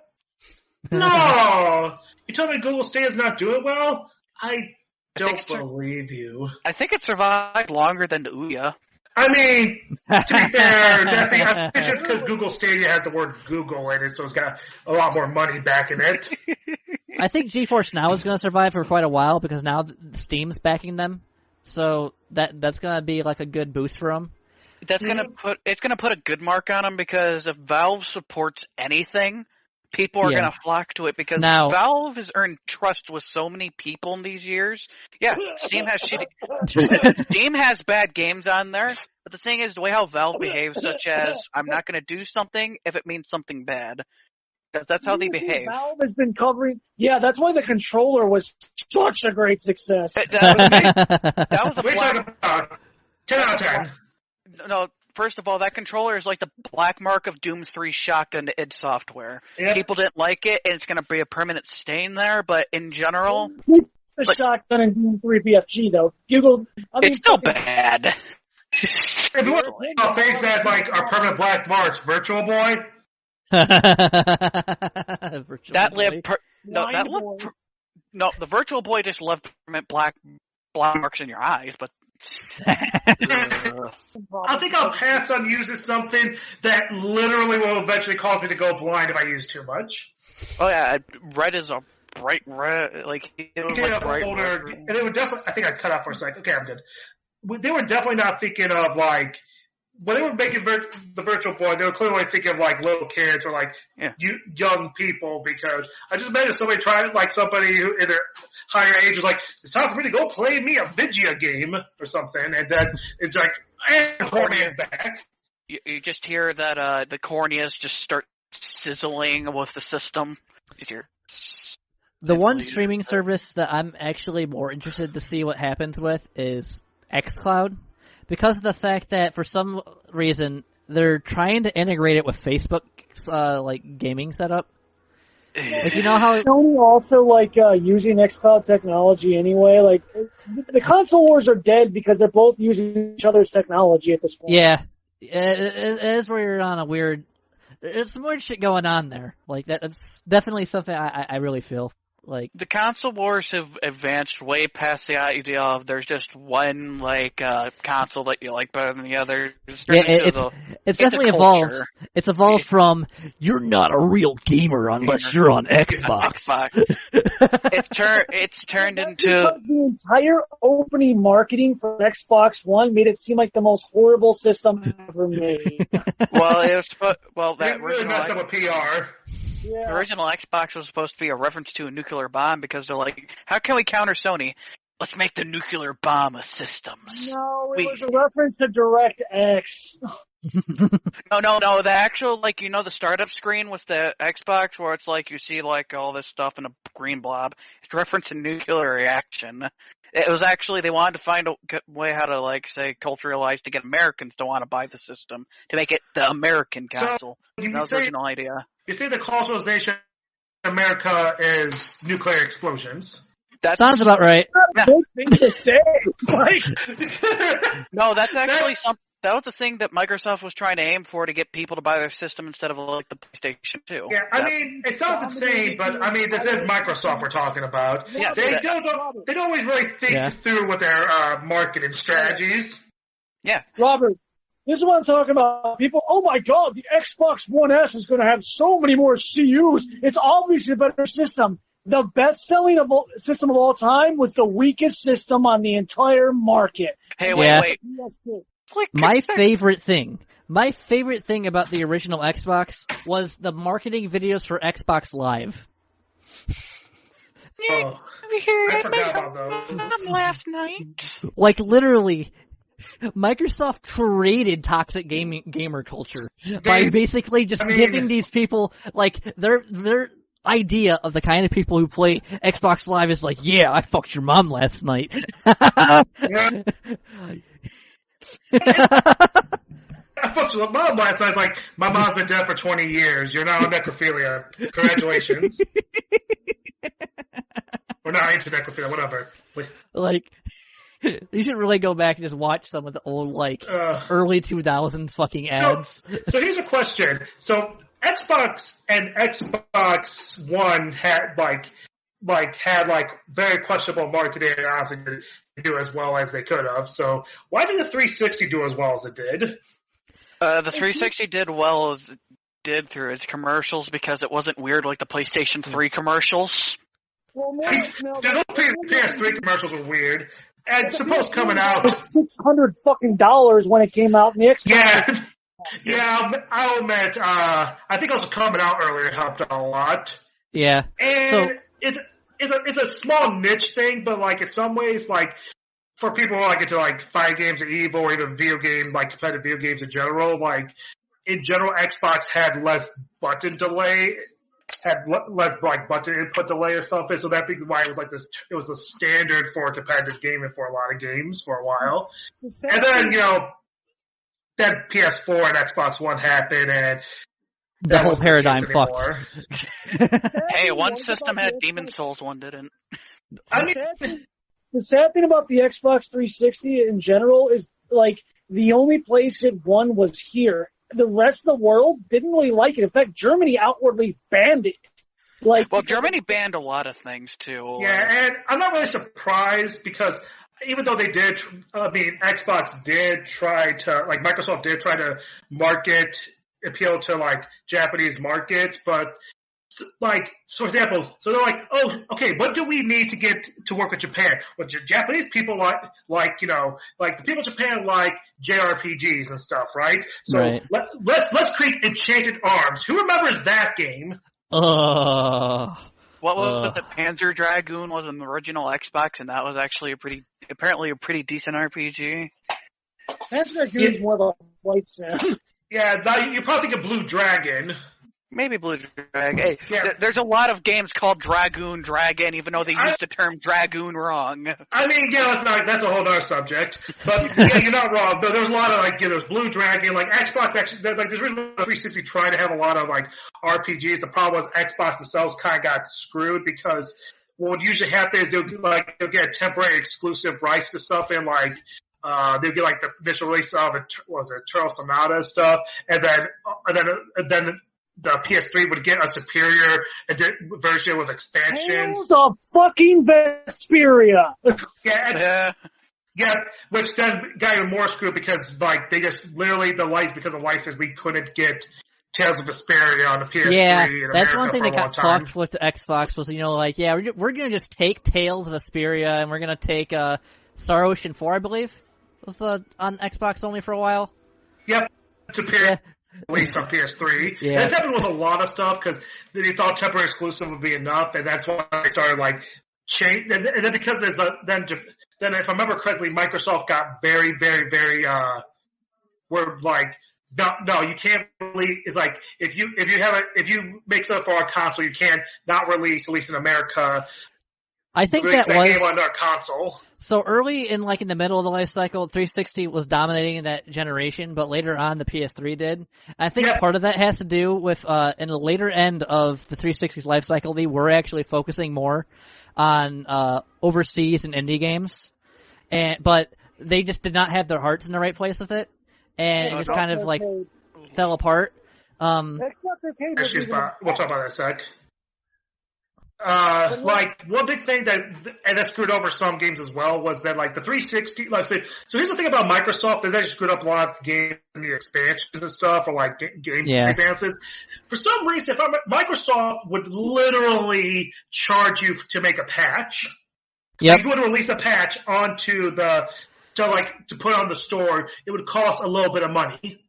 Oh yeah, that did extremely wrong. Like, for instance, you needed gold to be able to use video, websites. Like, Microsoft did a lot of things to try to make money off of the internet, and it failed. It fell on its face everywhere. Yeah, so that's why, like... Phantasy Star Online 2 is now going to be being ripped off the Microsoft store. Yeah. On the website. Yep. Yeah, and for example, if a company wanted to patch a game, that would cost the money. So a lot of times you're just sneaking in on small DLC packs that they had to pay for anyways, or you just want to patch the game. So in some cases, the PS3 version of games will become superior to the Xbox 360. The big example of patching through DLC, I'm pretty sure when it came to what was it, Half-Life 2, I believe they had. It was weird with the original Xbox how they handle it. They did not put episode, I think, 1 and 2 on there, but episode 1 and 2 were out the time period. But the original Xbox for the orange box. It was actually on the orange box. They finally released those. Yeah, they finally released that to it. But they had the original Half-Life 2, which did not have like any of the bonus stuff to it, which is very weird because you're looking at basically not downloaded content. Like you're looking at not being able to get a hold of the game because your system cannot download it. And so they had to put on a disc. Like Half-Life 1 was kind of like that too, and it's weird. But it's very unique to its time period, I'd say. One thing that actually kind of annoys me. So, did you guys know that the source code has actually finally leaked for the original Xbox? Really? Yeah. Finally. I actually joined a bunch of Discords a little while ago, because as soon as it happened, I wanted to see what the current emulation dev scene was. Because even at the current point, as far as emulation has come, the original Xbox still isn't there yet. It just isn't. It's because it's a very unique console. I asked the devs for all these emulators, and the common response is they're not going to use it. They're not going to use any of the fucking source code. Is it because because they're jealous or their pride hit them so hard that they're like, we're not going to use it or something? They don't want any risk of legal action against them for using the source code. If it's open to free share and so many people use it, Microsoft won't care. It's just really weird because, I mean, there are clear design schemes they've stolen from Microsoft. It's really weird. I think they're just I just like for them to fucking do something smart about it, you know? I mean, the stuff is there. At least they could get an idea of how it ran, you know, and then just make a derivative. It sounds like pride to me, more like it. Like they just don't want to do it because we spent so many years trying to get this working, and then Microsoft has to turn around. Because think about it, the amount of time that's been put in to trying to emulate the original Xbox is insane. Like they've been trying to do this since the early 2000s. So I mean, basically since the Xbox has been out. The original Xbox is an extremely unique console for the way how it was set up program-wise, and how technically its internal hard drive system was very ahead of its time. To be fair, PS2 had that as well, but you gotta get it separate. That's fucking stupid. Yeah, if the system cannot come with an internal hard drive and requires like external setup, weird setup then it's like the system wasn't meant for that. Like, for instance, it wasn't even all PS2. It had to have the fucking back, the neutral back, and the fucking, like, entire fucking thing for it. And sometimes you have to go on by a third-party thing just to keep the goddamn hard drive in there. Yep. And then the internet hookup for the PlayStation 2, garbage. Complete garbage. The one thing that Microsoft got right is being able to do net compatibility. That's probably the best thing they ever learned how to do was put internet into trash. This is how I know I'm trash, dude. I played on PS2 EverQuest, okay? You know, I always saw that game, and I never hear about this game, so that's probably a bad thing because it was an early game. Like, there was just a lot of games that came out that was just like, so we didn't really know how PS2s work and new next generation gaming, and we may or may not have effed it up. You want to talk about an online game?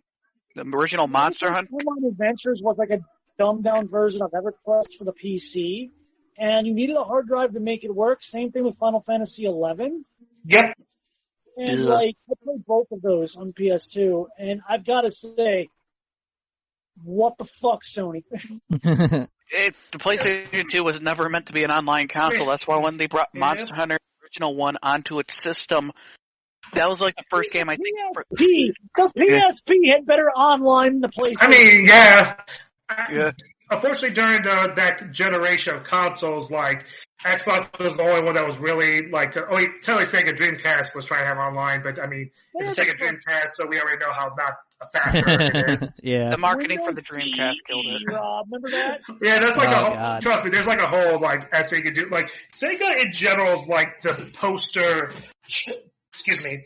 child of, like, how can you have good ideas but just ruin them with like the worst marketing or business decisions possible? Right, yeah. It's like Sega actually could have been like this really great, like console company in this day and age. If it wasn't for the fact like they had to think of just like we did great, and then everything afterwards was just a slow series of like somebody went to the boardroom and actually suggested this idea, and nobody stopped them. Now, Koga, I need to get your thoughts on this. Right? I need your thoughts on this, Koga. The torch has been passed. Segata Senshiro was still alive, and he passed the torch to the new representative. What does this mean? I think it means that Sega is ready to take another bite at the market. Well, the thing I think about this, Sega should not be doing that. Right, it's at the worst fucking time. Is that the worst? Well, is that the worst fucking time? I think people realize, but Sega only just recently started to become like a little less of self-destructive fools. Right, yeah. Because it's like, oh wow, we actually did stuff like release Sonic Mania. We realized after I think it was acquiring what was it? People don't want 3D Sonic games. They want the but it's like... I mean, the fact, people forget that they were popular 3D Sonic games. Like, even though they actually aged terribly, in reality probably did not deserve, at least the first one didn't deserve the praise they got. Like people still, there was a time when people wanted like more Sonic Adventure. It's just that it was like, no man, take this Sonic 06. Sonic Racers, that some reason has an intense story mode for being a racing game. It's like, I mean, I appreciate that I could go to a whole about, like, I'm not going to go to a whole conversation about, like, how Sonic has, like, the most bipolar, indecisive, Anthony, like, yes. We can always talk about Sonic 06 and its love of bestiality. Yeah, I'm surprised Jordan hasn't showed up yet. He literally, as much as you think he would, like, just be summoned because Sonic got mentioned, he's still probably busy. Yeah. He'll probably be busy literally for a good portion of the night, so we won't be seeing him tonight. Yeah, makes sense. But yes, like Sonic, but I'm pretty sure wherever he's at right now, he's actually like, he could be like, somebody's talking about Sonic. It's Sonic 06. Jordan's about to text one of us. I sense one of you talking about Sonic 06, motherfuckers. Yeah. Well, let's talk, but as bad as Sonic 06 was, let's talk about Sonic Boom. A game where literally Sega forgot to tell the people making it what console it was for. Hey, did you know in Sonic Boom, the TV show, Knuckles is the most, the model feminist or whatever? Yeah, the Sonic Boom TV show, while aimed technically for children, still has better dialogue than most Sonic games. Yeah. Knuckles apparently uses his civic duty to perform in the jury and whatever. And it's like, why is Knuckles just one character that's doing all this? Because I guess it'll be a subversion because they advertised him, particularly the Sonic Boom game, as like just a freaking dumb meathead, and then you learn why he's like, well, he's actually very considerate. Yeah, meanwhile, in every fan animation of anything Sonic ever, they just make Knuckles out to be like a dumb pothead. and literally Sonic Boom is the only time that they actually aim to make Knuckles sound dumb. Knuckles is not actually dumb in the rest of the series. He's just very gullible and naive and makes poor choices because of it. Like, oh, you've been telling me Sonic's doing bad things? Well, I believe you. Like, you probably should not believe him, but I believe you. But yeah, I was trying to say, how are you going to literally let your development team make most of the game? They'll be like, oh, just so you know, it might be a little port. I'm not sure how much of a cost could be, but we need this for the Wii. It was a Wii, I think. Right. Was the Wii or Wii U? I freaking remember. 06, I think it was on the Wii. No, I'm talking about Sonic Boom. Sonic Boom, that would be Wii U then. Yeah, Wii U, yeah. And I was like, yeah, we might get, like, dude, I can't even, like, Sonic Boom was such a, like, catastrophe in my mind. I can't even, like, that story is just someone I just think of, like, somebody who's, like, when people say, like, oh, people who make money or have lots of money because they work hard deserve it. I'm like, somebody in power okayed the development process of Sonic Boom and did this? Like, how, like, these people who are in charge of exorbitant amount of money and creative direction were like, hey, We probably I like should this told meme. you at the beginning that this is for the Wii, and of course, and also just the whole team was like, "Oh, well, fortunately, literally nothing we made is going to transfer over to the Wii." The Wii wasn't exactly a compatible system with the P. Like it wasn't exactly compatible. Let's just say porting wasn't very easy to begin with in general, let alone transfer assets for an unfinished game to a whole nother from PS3 to the Wii. Is like, yeah, so we were thinking we were going to be working with like the Wii U. It was like, I thought we were going to be working with good graphics. You don't talk about the Wii U. Hey, did you know that the second way you can play Yakuza 1 and 2 is there on the fucking Wii U. Yep. Apparently they're not one of... All right. Implementation of game mechanics and how it's not done. Not done. Well, I need a context of what By game we're context, talking I mean the kind of games where they have an established gameplay mechanic or sets of mechanics, and there are very visible ways they could improve upon them, but they don't do that. Instead, they either stagnate or they just make it worse. You mean fishing mechanics in most video games Hey, that are for some reason no. really good for no reason? Hey, You mean Recore? like it's almost a rule. It's almost Recore. a fucking rule. If there's a fishing mini game, it's usually a good game. But about. That it's questionable. Recore is actually a good example of implementing so many systems that feel like they're only half put in, because it's like you got your color coding, you got your snatching mechanics, you got part building, you got item collecting, and it's like two companies that really It's fuck like up a- gameplay implementation are Bethesda and Square Enix. That might explain part of the reason why I want to say this topic, because let's be honest, I stay away from EA like the plague. I'm skeptical about 75% of what comes out from Square Enix. Like real talk. Like Yeah. I think Final Fantasy VII Remake is like the first Square, like modern day Square Enix game, like since the last console generation. Even like since the PS3, that I actually was like, okay, I think I'm actually going to literally go on my way to actually acquire and play this game. I beat the fuck out of 15, and 7 Remake is so fucking much better than 15. But That- probably help that- it- Hold up, Robert. No, that is true, but 15 Royal is so much better than the original 15. I mean, yeah, that's what the game should have came out as. Yes, Yeah, that is the I fucking can't point. blame. I'll be honest. 15 was one of the better games that came out Square at the time, even though it still was a fact. Like the game, better Yeah. than 15, but I mean, to be fair, 15 was completely screwed by freaking, basically restarting the project or changed direction multiple times, among other things. Or, well, what was the name of the engine they were using for it again? Broken Glass or Luminous? Luminous. I think it was Luminous. I think originally it was going to run off the system that Final Fantasy XIV moved on to Yeah. use, but then they backtracked onto it, switched to the engine once again, and then they backtracked off that engine and then switched to a different one, Mhm. and then they had multiple creative decisions to keep changing what the story was about. Did you hear what the original story was going to be, Reed? Like, not Final Fantasy Peasant, but another guy actually went into what was actually written in Ultramania. The story was way better than what we got. You're gonna actually have a romance character that actually mattered in the game. As I remember, It mattered. I mean, we totally built that deep connection, and They fucked themselves I can't- again, even after all of that. I mean, they had one of the writers write a fucking book that was supposed to be the next season of DLC, and then they just basically fucked off of that.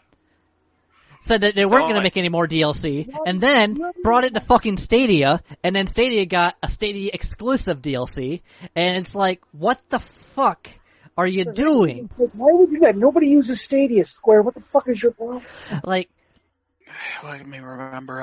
When it comes to 15 in general, that was a weird mixture that they wanted to add into it.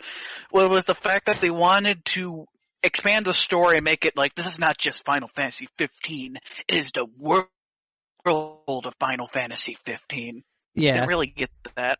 yeah, It's 1 second. Double checking.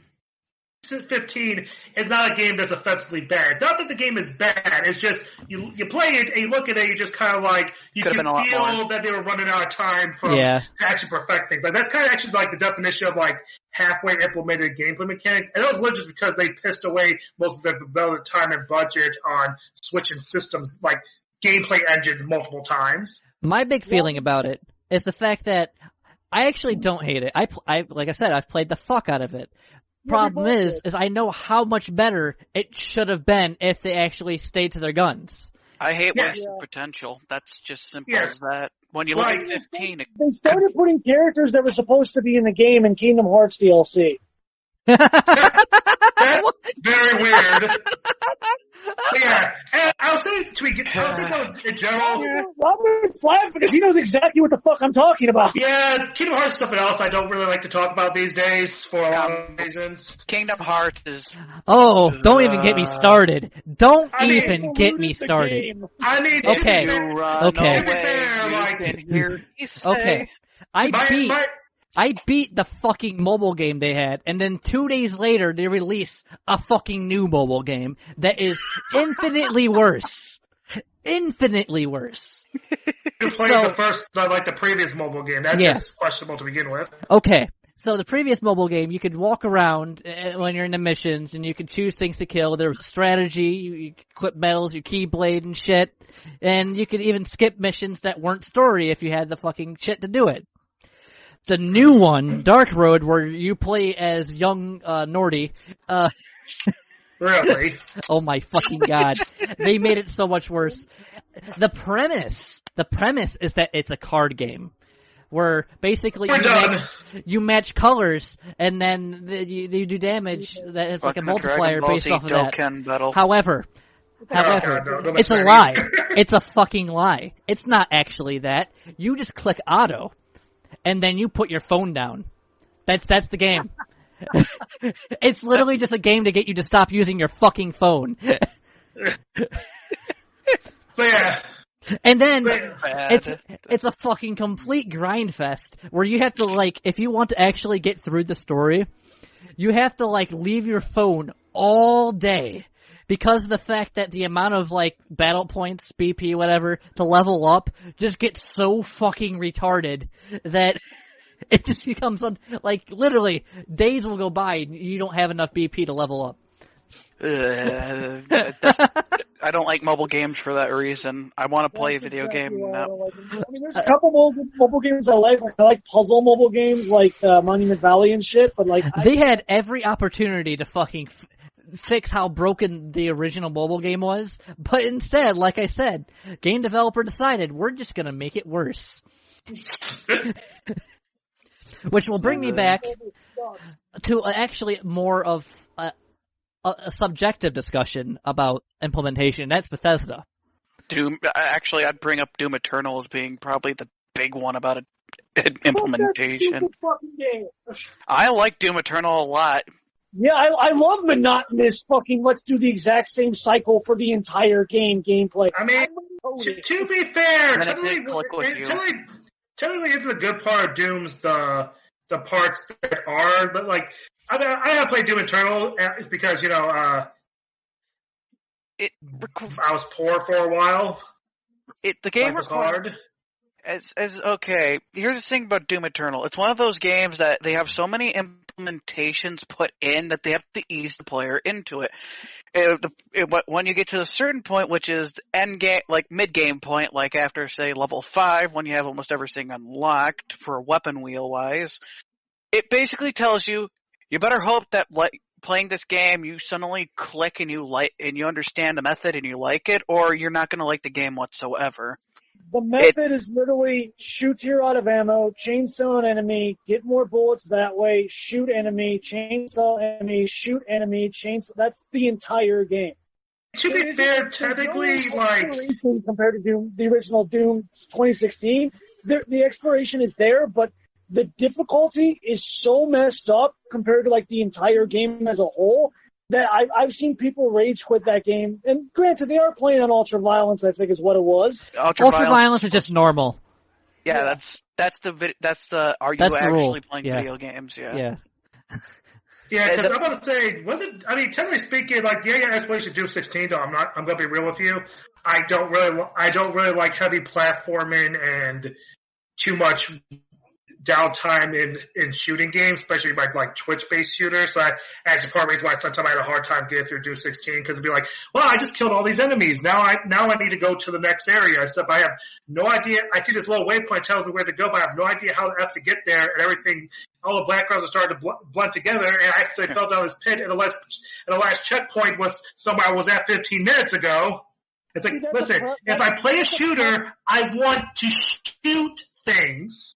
It's kind of like we had platforming in freaking God of War 1 that turned me off the game so much, because, like, listen, games need to play to their strengths. When games are trying to do too much and try to, like, you gotta do everything, we have to have all these little things. And, like, it's not that bad, Doom 16, but it was like, it's still like comparing Doom 2016 to Doom 3 then, because that's literally all Doom 3 was. Go through corridor fire. Go through Doom, and everyone hates that game. Well, here's just the thing about Doom 3 is that it was a tech demo at best. They were like, okay, we need an engine that can rival what was like Half-Life 1's engine. And so it was like, let's make the most... destroy Source. I'm sorry, Yeah, dude. it does. But it's just, it was used so bad.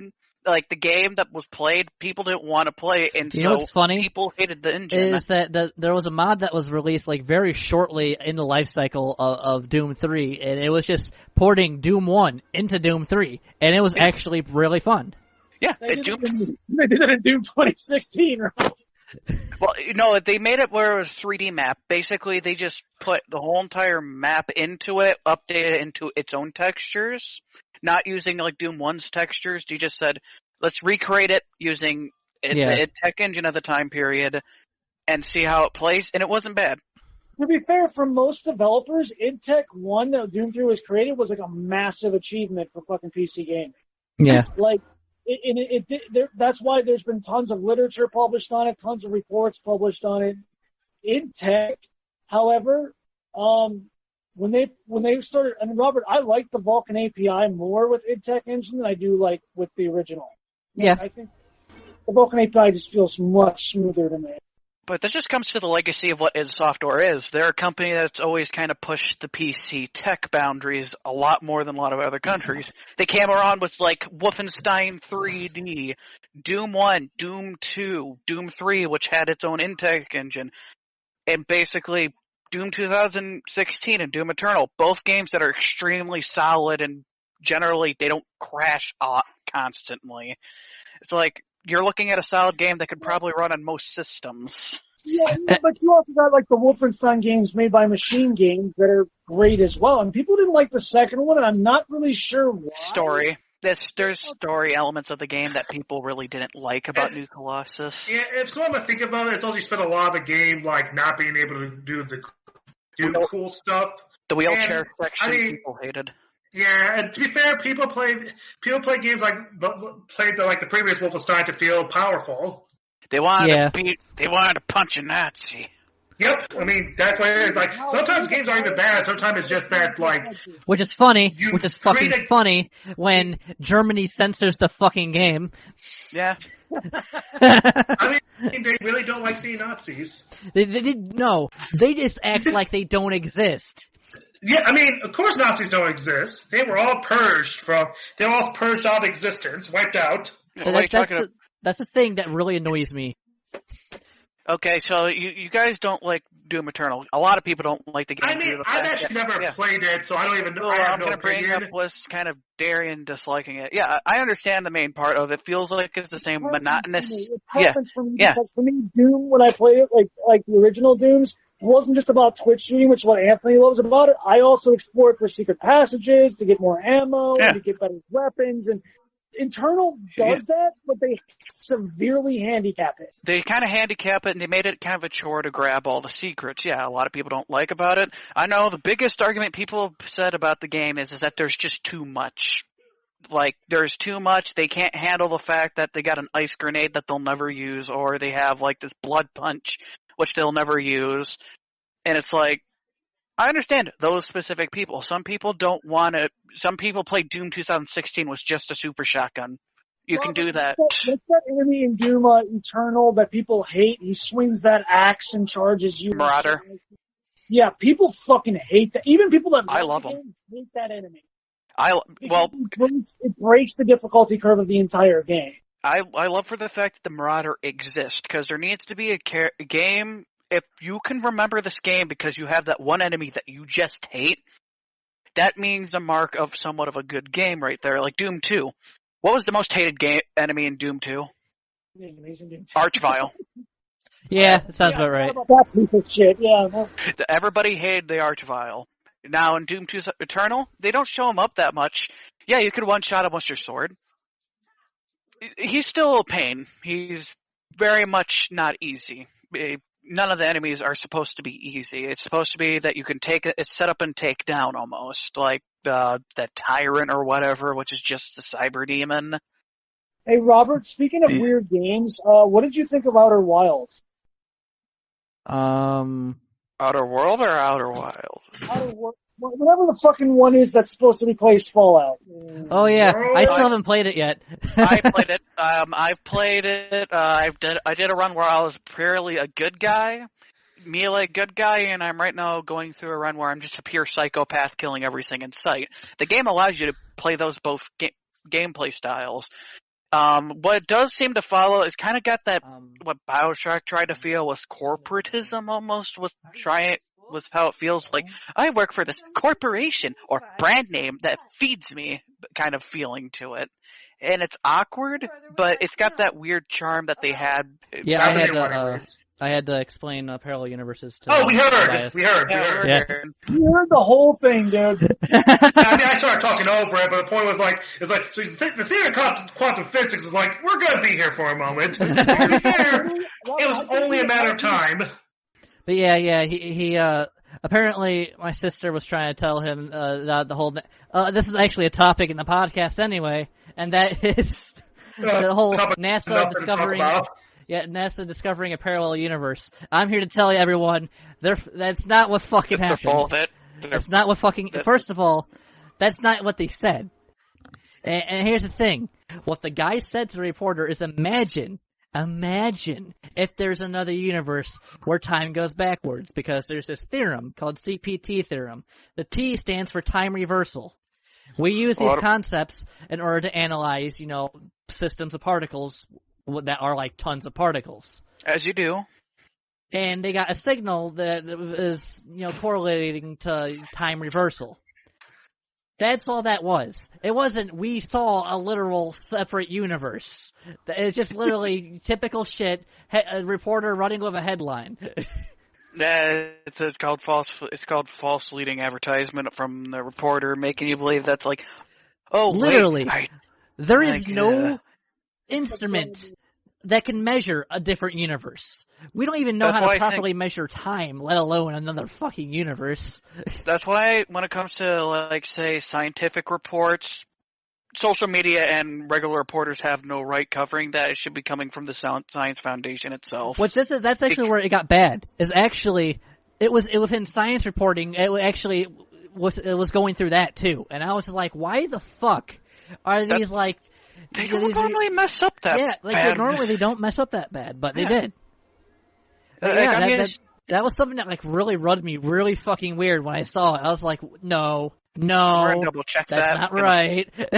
I'm gonna self-fact check this and then make sure that just in case the people talk about it to prove them I'll wrong. believe it when there exists a fucking tool to actually verify it. Yeah. That's the problem. Is verification these days is almost impossible when put on the internet. It's like, oh, I say this one thing, people are going to believe it without verifying. Or this isn't the soft science field, Meanwhile, a lot of other countries in the world don't know the joy of having a bowl of Fruit Loops in the morning. Oh yeah, that's actually a bigger delicious process. Well, here's the thing in the United States that's very unique is, for instance, let's take our bread for example. If you everywhere else in the world, they call American bread more like cake. They call American cake. American bread is called Texas toast in other countries.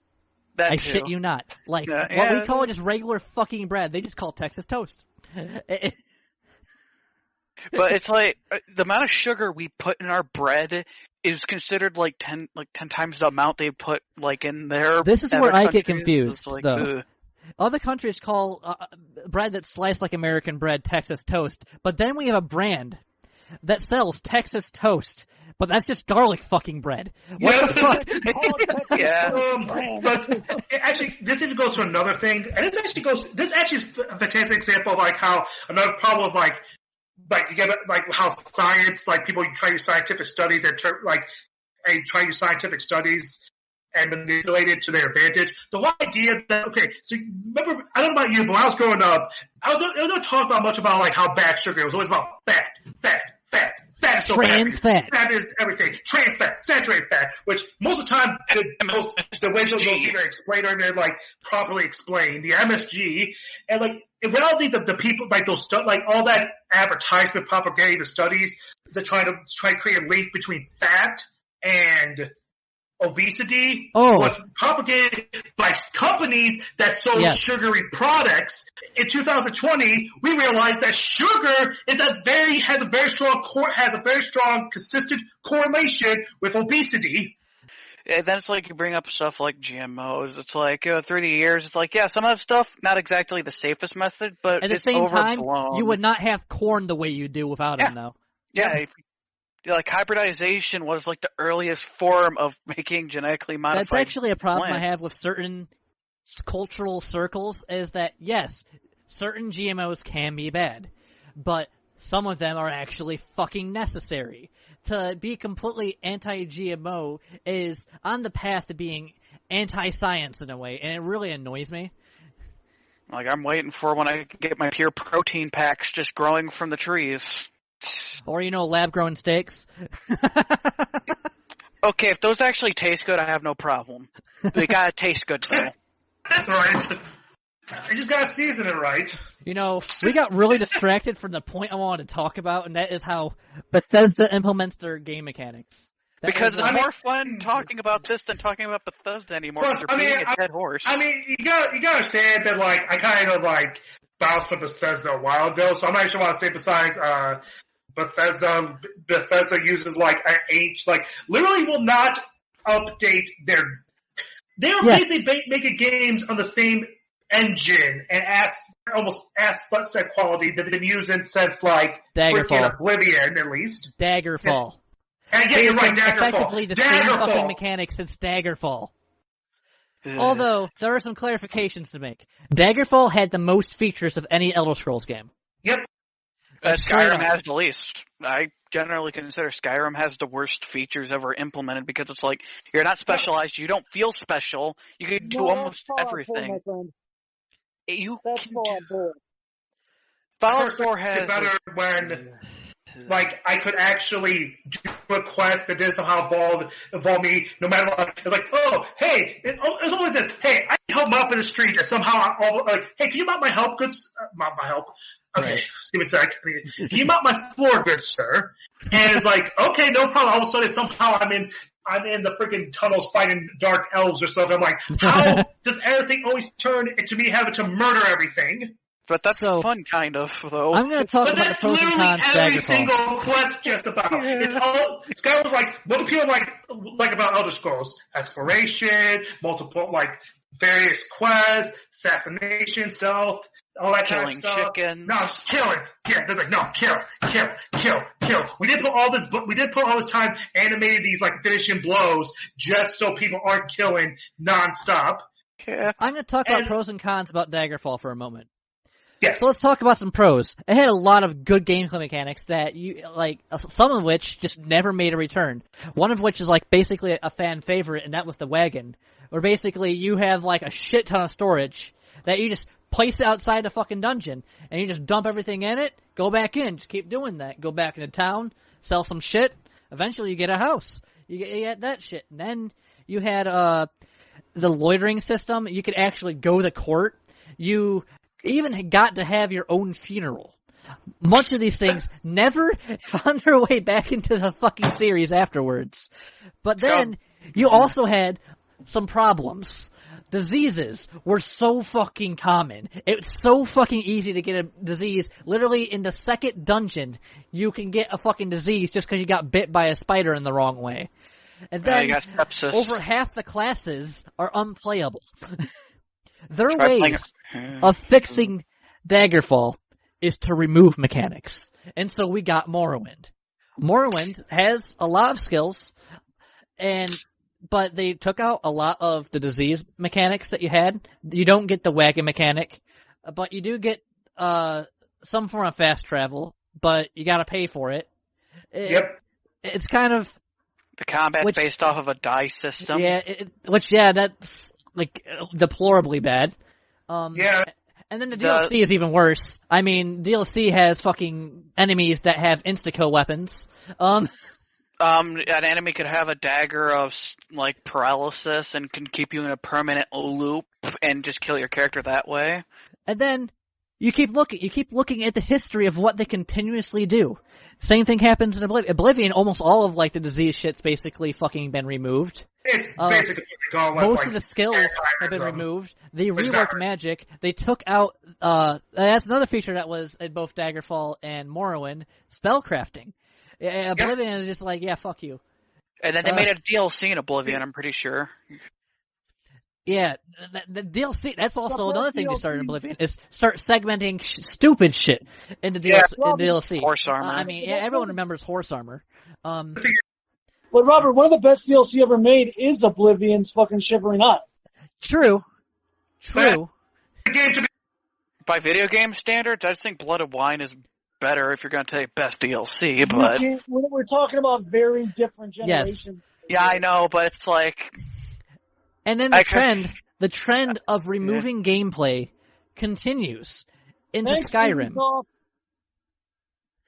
And it's a trend I've just seen, is that where they see where they have problems, their solution to fixing the problems is just take it out.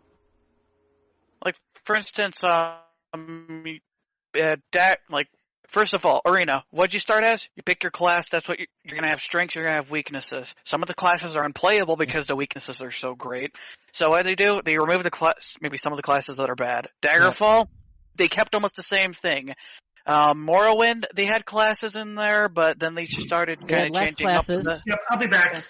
Okay. And then Oblivion, that had the least, I think you could create your own class, which was a very good system that they added in because it made it playable. You could create your own class in Morrowind as well. Yeah, but I'd say it was more fleshed out in Oblivion for some of it. But it only feels that way because of the fact that they removed skills. Yeah, they removed skills from that. So Morrowind actually had the most skills out of the Elder Scrolls games. But that was also one of its downfalls, because if there were so many skills you could use, but because of that, there were so many skills you weren't using.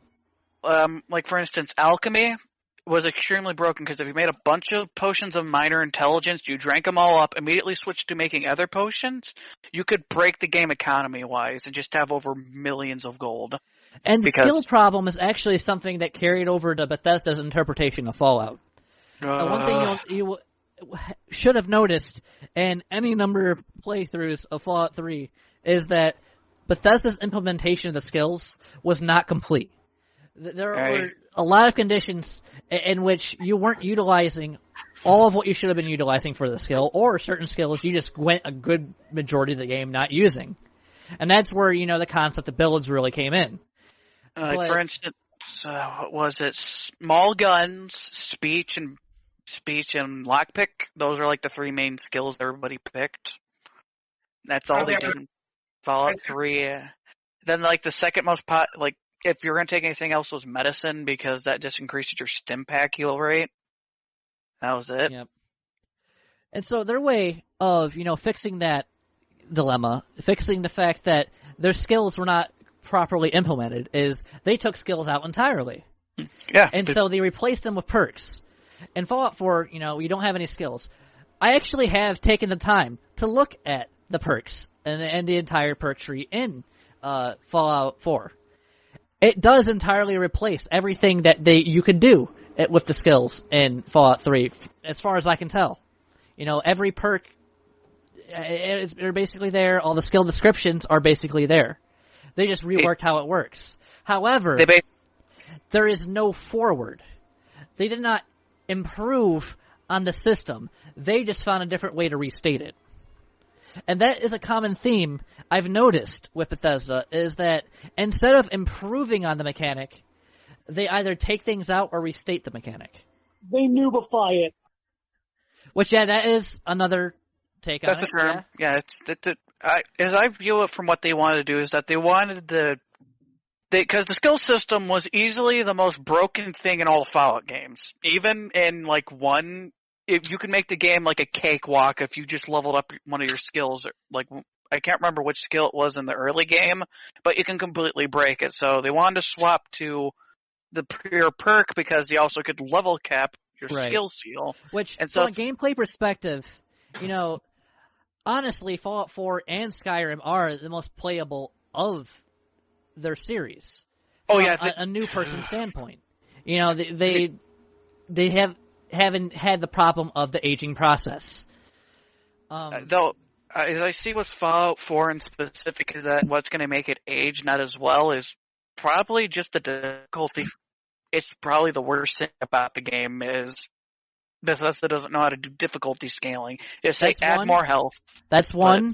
And then the other one is the world building in Fallout 4 is not as solid as 3's was. The feeling of exploring the world of Fallout 4 is not the same feeling that caused you to have fun in Fallout 3. If I say, imagine Fallout 3 is a pool, Fallout 1 is like an ocean, and Fallout 2 is like basically a lake when it comes to world building. New Vegas was an exception, I'd say, when it came to making new series. That was also another pool. That's another problem, too, is that New Vegas actually did evolve certain gameplay mechanics, even if it was bringing it back up to the par that the developers already had in Fallout 2. They made shotguns viable. Such as the reputation system. I mean, they had that in Fallout 2, and they didn't really have much of one in Fallout 3, but they brought it back in New Vegas. But the problem with New Vegas's reputation system is that it was highly finicky most of the time, like the Old World Blues DLC. Which is understandable.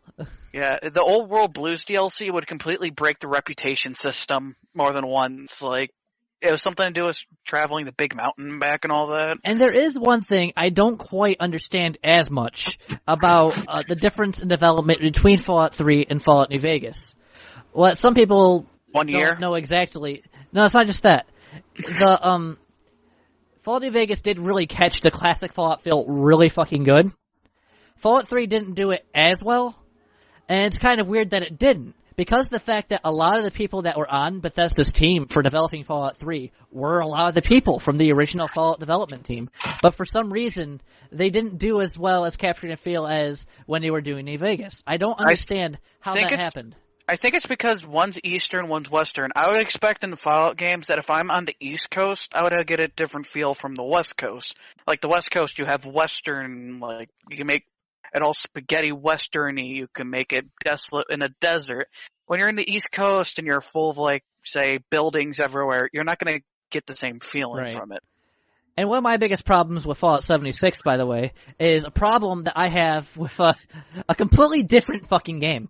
An entirely different game. It's not a Fallout game. It's Rust. I had the same problem I have with Fallout 76 as I do The Sims. You boil down to a caricature. Really, it's what you boil down to. I mean, in Fallout 76, you have to select a set of perk cards. Just like in The Sims, you have to pick so many fucking traits, and that's who you are. That's whoever you're making is. Like, as if people are that fucking simple.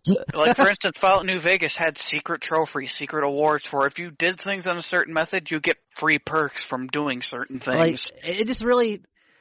It rubs me weird. Like... And then another game series I think could do well to explore different game implementation directions is, oddly enough, Mario. You're not wrong. Okay, I'm gonna say this. There have not been enough Mario games that do something like world-wise different. You had Galaxy and Paper Mario. That's my favorite Mario of all time is Super Mario Galaxy. But Here's the thing. Too often does Nintendo take the easy way out and just decide, this is just another saving the princess story. It's not that it's the easy method, it's the safe method. And sometimes the safe method could always equal the easiest, but it's also because they don't want to take a risk. There is a lot of potential. It's crazy to say. I think there's still, humongous potential for Mario to do so much more. I kind of blame Zelda a little bit. The reason why Mario hasn't changed extremely hard is because Skyward Sword, people hated it. For a Mario game. Peach is done. Peach is done with dealing with Bowser. So now we're turning Mario into a strategy RPG. Peach is going to take over the world. You are on a conquest. Mario has become a general, and you are going to take over kingdoms. Rob, you're appealing to exactly what I like. Okay? Talking Mario Raging Rabbids, Jordan's going to have some words with you. Yeah. No, I'm not saying Rabbids. I'm saying a serious grand strategy fucking game. A dark strategy game. Oh my Total Warhammer 2 style. Mario is going to kill people. Okay, imagine you're playing Total Warhammer 2 and you got a bunch of toads and their spearmen being half march! Well, or Mario weapons like the toads with just you equip toads with power-ups and shit. And obviously you make a game that has the gameplay of a typical Mario game, but instead, Mario goes on a journey to find himself. You got Mario's missing. Nintendo's not that's about Mario lost himself. Where am I? And Luigi's what am I fighting for? Is it too much to ask for Mario but Berserk? Oh my god, just... I'd like a Total War Mario game. I'm just saying, these are ideas that can be fucking acted on. There is a lot of potential they have. They could do something like that. It's totally an option. Well, the thing to keep in mind is that, it goes back to Nintendo being Nintendo. Nintendo has very strict visions of what their IPs are. They're not going to make a game where, Mario and Peach are, Peach is trying to literally take over everything, because that's not how they imagine Peach. I would say, what's the word I'm looking for?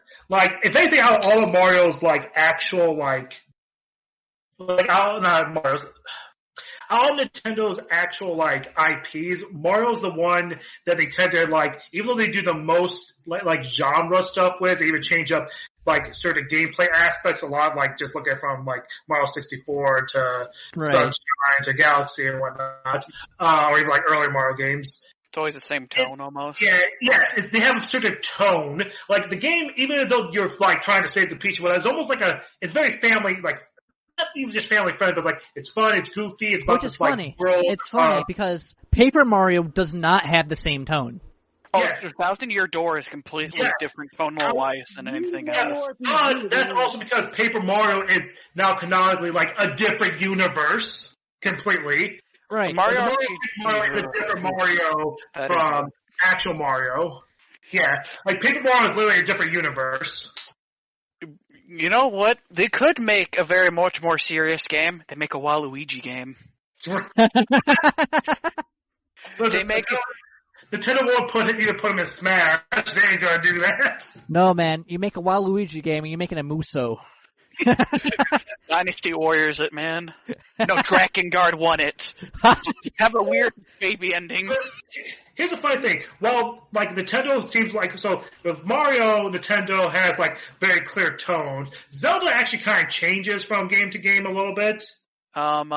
Majora's Mask and Twilight Princess have completely different tonal themes when it comes to how it plays. I know I'm asking for the internet to kill me, but I really think Zelda is overrated.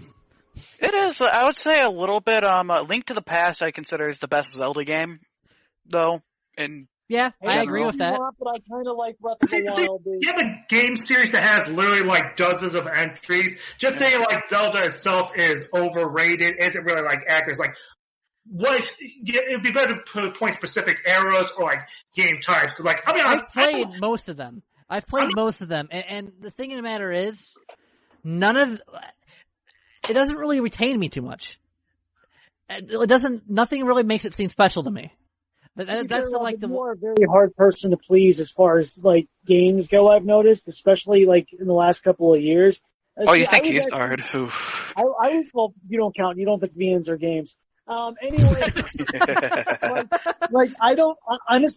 I didn't like Breath of the Wild at first until, the kind of Dark Souls-y like storytelling that it has in some parts of the game kind of drew me in. I love Breath of the Wild. I feel like Breath of the Wild is becoming one of those games that is aging like wine. At first, a lot of, it did get Game of the Year, but there was a good chunk of people who did not actually enjoy it as much, but now a lot of people are actually turning over a new leaf with it, I've noticed. I find Breath of the Wild is less of a Dark Souls-like game and more kind of like Shadow Colossus to the feeling I get from playing it. No, I meant the plot points, like where you have to search for your, the Zelda scenes in the game with, the relationship between her and Link. That's where it comes to the weird part, because what does it mean to be Dark Souls-y in nature when it comes to storytelling? I do think Breath of the Wild... So it's sort of storytelling. I mean, I'm not sure storytelling could be like world building. I think what say is Dark Souls to begin with, and like all the games, like in general, the games by FromSoft. You have to work to get your lore. There are two things you need to make a From Software game: a very dark atmosphere in the art and a dark soundtrack. Well, here's the thing: the whole idea is that the lore is that Here's the thing, if you go through Dark Souls and just speed run it or just go through and don't really care about item descriptions and stuff, there's just a lot of things you won't learn about the world. Yeah. Instead of basically going from story scene to story scene and feeding the story to you, the actual lore of the world you can literally just not give a shit about. And that's also true for Breath of the Wild. There's literally no gameplay benefit besides I think getting extra scene at the end to explore any of the extra stuff with Zelda about Zelda's Link's past relationship before he got his ass whooped. There's not. There's literally no need to do it. It's completely optional. You don't really have a set story beat, so you could approach the game any direction, and you kind of learn more lore through that. But there's even little things in the world, like the certain characters or the storyteller, where you learn more about the world. But you can literally also completely just ignore a lot of side stuff. Yeah, that is definitely something that is very much distinct with how From handles things, except if you're talking about Demon Souls, which told you the whole entire story from the beginning of the game almost. I do think them doing what they did with Breath of the Wild is actually a very good idea, and that's why I think it's the best Zelda game in a very long time. Because the fact that you entirely have the option to just fucking go straight for the shit at the beginning of the game. Story's optional, just play gameplay. You can go straight into it. If you're making an open world game, make the story just completely optional. I do think it's dumb that people criticized it for that fact. I think it's a really good way to go back to roots. For instance, what was the story of original Zelda? There's a Ganondorf bad. There's a Triforce. You have to collect it. Save Zelda. So tell me, do you need to get more complicated than that each time, or can you make it? It's not 6 years old anymore. Yeah, I think that there's definitely, if you want to apply to an audience that are the same people that started playing your game in the first place, you do need to improve for sure. Keeping a game the same thing every single time. Imagine if Final Fantasy 1 was the standard of Final Fantasies, and every single game was D&D campaign, which is what Final Fantasy was. A more complex story isn't necessarily always an improvement. Now, I'm not saying that I think Zelda could. I'm glad Zelda has more complicated. Well, it's good that it does. Afterwards, but part of the reason why people don't Skyward Sword did actually do that well, and other games during that gameplay period, including why a lot of people don't look favorably as much on Ocarina of Time, is because Zelda got so much more interested in telling a narrative that it took away player agency. How do you feel about Bleach returning? I'm not talking about that. It was inevitable. Listen, I think me and Darren are about ready to drink some Bleach right now, but so like this. Every day, there's a demand for it, right? Every day or two, Crunchyroll posts clips now on YouTube and Facebook of scenes from the old Bleach anime. Yep. And I'm just Right. You're traumatizing me here, man. I'm going to say my point about Bleach real quick. So, about the return. It was inevitable. I expected it to happen, but this is going to go one of two ways. Either A, it's going to restore the honor of Bleach's terrible manga ending because it was pure horse shit and basically solidified the decline of the Bleach series. That's objective fact. The writing, it got canceled early. The writing was bad. Deal with it. Yep. Everybody knows the writing's bad. Do you People think? defend it. They're still in the Here's the thing. The funny thing is that, like, after we piece together all the clues and look at side material that even like release a novel or something that talk more about lore. Like, it's like Bleach decided to do all its world building actually at the end. They actually answer a bunch of questions like side material, like, why is the Soul Society? But even answer like, why is the Soul Society is based on samurais? It turns out there's a story reason that I'm not going to begin to get into because I don't feel like I read about Bleach too much in real life. It's one of the things that I'm just going to not waste my time on here. But also, short, they have a chance. The problem is this: if they just basically take the manga and animate it, it's going to disappoint a lot of people when they get to the end. Yep. Because honestly, leading up to the end, the final arc was like the best arc. Straight up. Oh, I mean, freaking Kubo. The whole entire thing on the Quincy arc, it was literally like the biggest. Like he was trying to set up way too many like big payoff points, right? He was like, there's literally like I want to say like a dozen plot lines or like setups that they never got to. I think what's going to happen. Show up, and because it got canceled early, he had to like wing it. He had to wing it up with this like really Deus Ex Machina ending. And like, if they could just like, if they actually give it actually get a proper path to those things, I think Bleach will be remembered more fondly. I think they're going to drag it out because of the fact, like you said, that they were trying to build up a lot of shit. I think when the anime returns, so they're going to drag that shit out so that they can make a lot of episodes. And then what's going to happen after that is up to whoever the fuck knows. Because they have a potential to like maybe do a filler arc or, you know, actually conclude the fucking fight between Ichigo and Juhabak. I can see the future and change it. I can see the past and change it. And then Ichigo's like, okay, I win. Ichigo, he got freaking. It was freaking. She does like, it's like because they killed him. He's like, oh, guess what? I just basically noped my death. What you gonna do? And she was like, well, I apparently at some point conveniently acquired the Deus Ex Machina. Take this arrow to the face. Yeah, that's clearly the payoff my whole arc was looking for. Yeah. Like, he was the biggest example of like they would just hit that. He was going to do some badass shit. And it's like shit. We don't have time to give you the proper power up here. Take this arrow. Now, who do you like? Do you think it's gonna be some of the same people animating it? I don't even know what. I haven't been paying attention. Listen, I'm not paying attention to Bleach until it comes out. Do you think it's going to be some bullshit like Berserk coming back with absolute horrid animation? I hope I'm not. Not just horrid. No, Berserk 3D had suffered from problems not because of just animation, but the way how they placed camera angles was horrid. Like, they didn't understand what filmography basic was. Like, just because it's three-dimensional CGI does not mean you can't ignore that fact. Speaking of Berserk, it looks like it might be close to the end. The manga.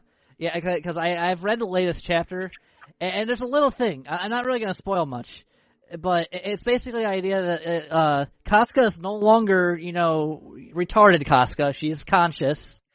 But basically it's set up that she really can't be around Guts right now because it just reminds her of her trauma. And so Guts is just kind of like, oh shit, what the fuck am I doing anymore? And then Skeleton Knight shows up, you are at the end of your journey. Let's start a new one now. What's going on? What's going on? Are we about to have like a fucking ultimate battle between Skeleton Knight and Guts? Is shit about to go down with Griffith? Are we... What the fuck's about to happen? Is it really the end? I want a 6 months time skip though. I just want to see that happen. Push the characters in. I swear to God, if Mura fucking puts out another chapter that is just like 14 pages of scenery and one line of dialogue, I'm going to fucking blow the fuck up. That's not the first time. Like, literally, that's what he did immediately after Casca woke up, and I was like, why? I know, I get it, man. I know you like Idolmaster. I know you just got married, but god damn it, you've been on hiatus too long. You're not actually dying like the writer of Hunter x Hunter did near halfway point or something. He has extreme problems with his back from his Yu Yu Hakusho run. Okay, Yu Yu Hakusho, that's a good one. That's a good one. Yeah. You need to rewatch that then. And anime's better than manga in the later parts. People say the dark tournament of Yu Yu Hakusho should be the basis for any tournament arc in any anime. I've heard that argument more than once. I don't know if they're right or wrong on that. What about the anime that's literally the perpetual tournament arc coming up, God of High School? Would you call that an anime, Rob? I mean, yeah, because it's being animated by an actual anime studio. But I can't bitch about webcomics anymore because Tower of God is fucking amazing. Yes. That's what we've all been yelling about this entire time. The only thing I have to complain about webcomics is because Undertale had this huge surge of making webcomics everywhere, that when you looked up the term webcomic, you find Undertale webcomic as like the third search, and I'm like, It's been out since VG Cats, though, so it's like, it's not like... It's just a reputation of a short time period, like, for instance, when people... Or you could be looking at all the weird Korean fucking romance webcomics that are like, what the fuck? Like, there's this one... Did you see the Korean hentai, the manhwa, the mawa, or whatever the fuck it's called? Oh my god. Dude. And then there's like... I have one more thing. Yes, continue. I want to talk about character reviews in anime and manga, specifically about Vegeta. He's supposed to be the character to lose to compare to the main character. This is something that's been done in writing since eons, since the beginning, and I find it boring, useless, and overused.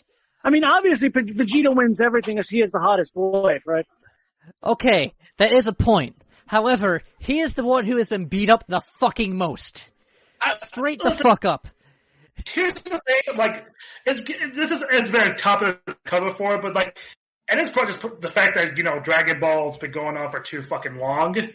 True. He's gotta win everything. So the thing about Vegeta is that he's written to be a character that, like, does work while Goku's not around, and ultimately ends up losing to the villain in some sort, like the villain attacked in some sort of final stand. Like, let's see, okay, or his failure is responsible for the problems. Like, for example, okay, so Vegeta was basically the strongest person for a while after he got Krillin and shot a hole in him, and he was fighting Frieza, and was kind of showing the gap between, Vegeta's got super strong, but Frieza's final form is really stupid. Yeah. So, play up then Goku. But at the same time, like, during the whole Namek arc, though, like, here's the thing. The Namek arc, even though Goku stole the final fights, like, the sponge of the final fight, like, Namek arc was literally Vegeta time.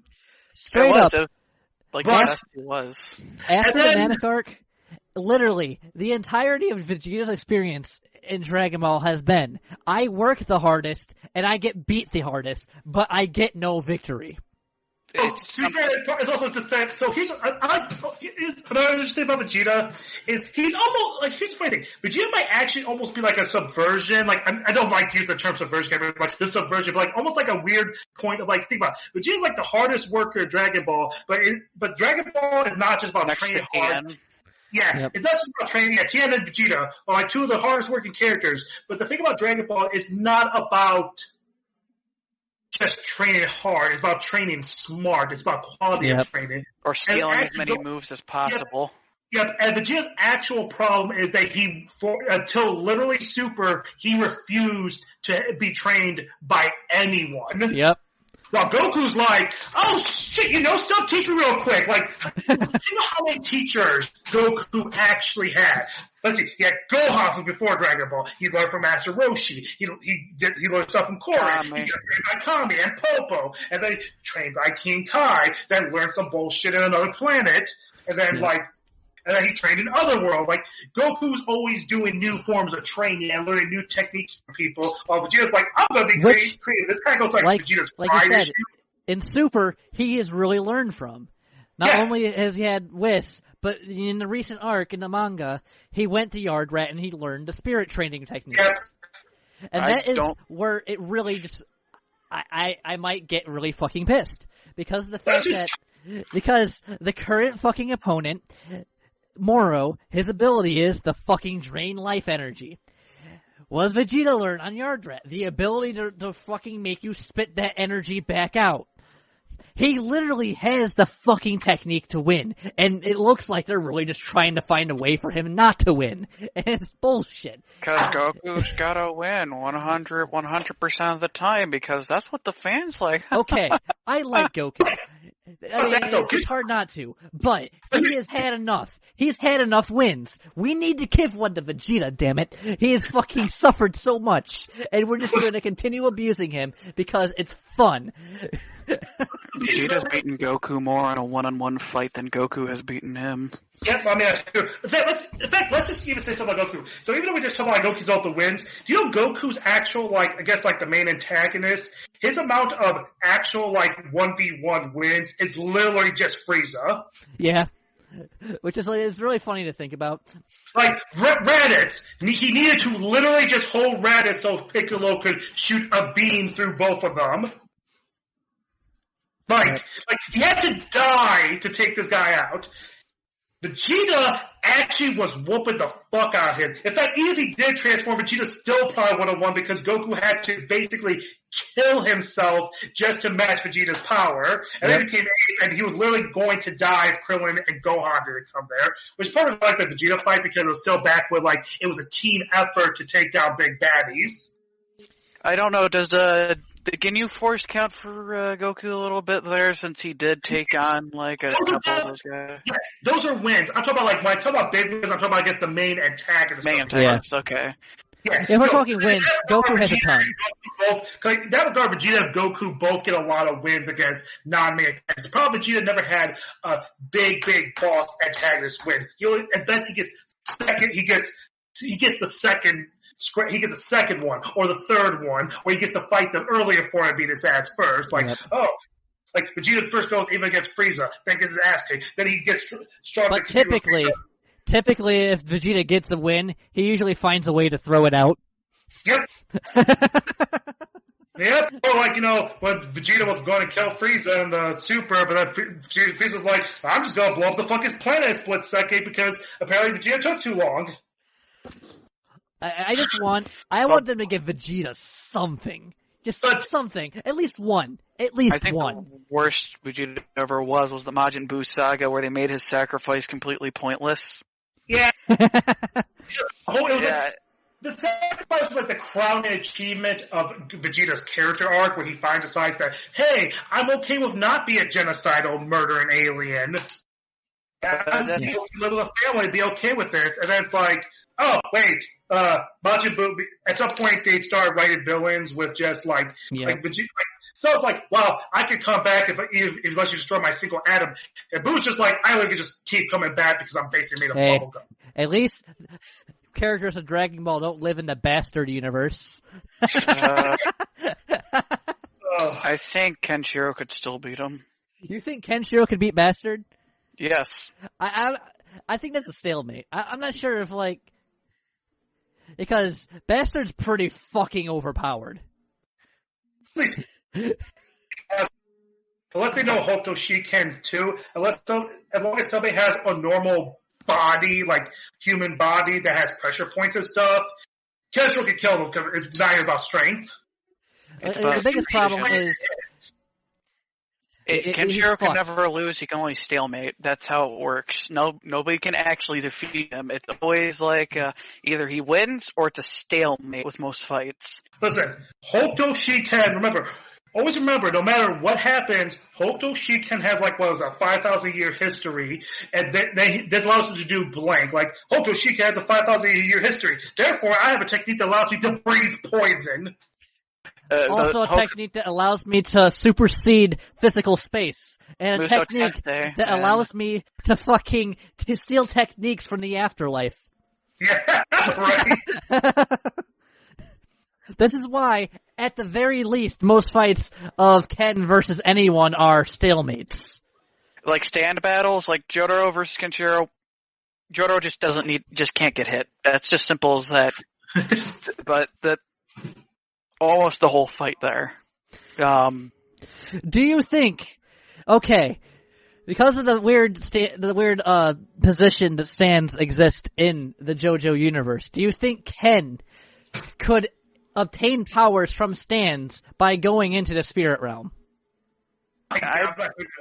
No, because the way how stands work is they're technically part of Hammond, but in a very different type of. But they are spirit energy.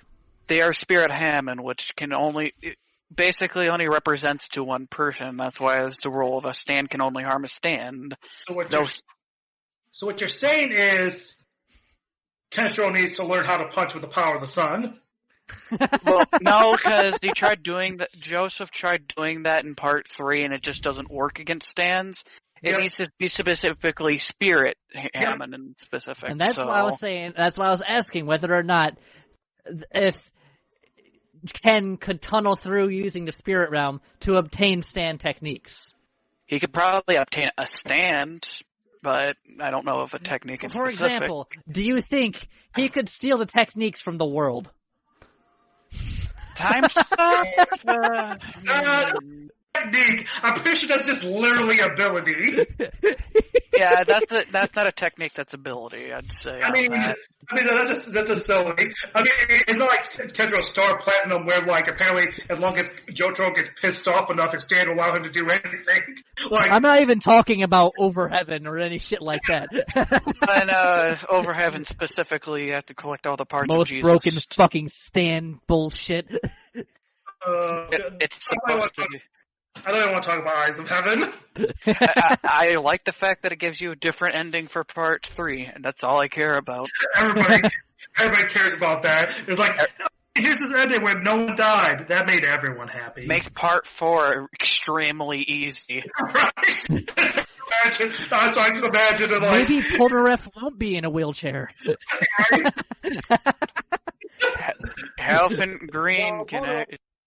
Elephant Green can just break anything as for the fact that he can just lay traps everywhere. Dude, No one can deflect my Emerald Splash. No one can deflect my Emerald Splash. Oh shit, he deflected my Emerald Splash. To be fair, his final attack against Dio was fucking insane. It's just time stop. That's what's broken. Oh yeah, it's like, Dio's like, oh, I would have literally lost, but unfortunately, LOL, I basically break. It's like the equivalent of breaking the game. Dio is a meme lord. Straight Dio, up. you meme. Yep.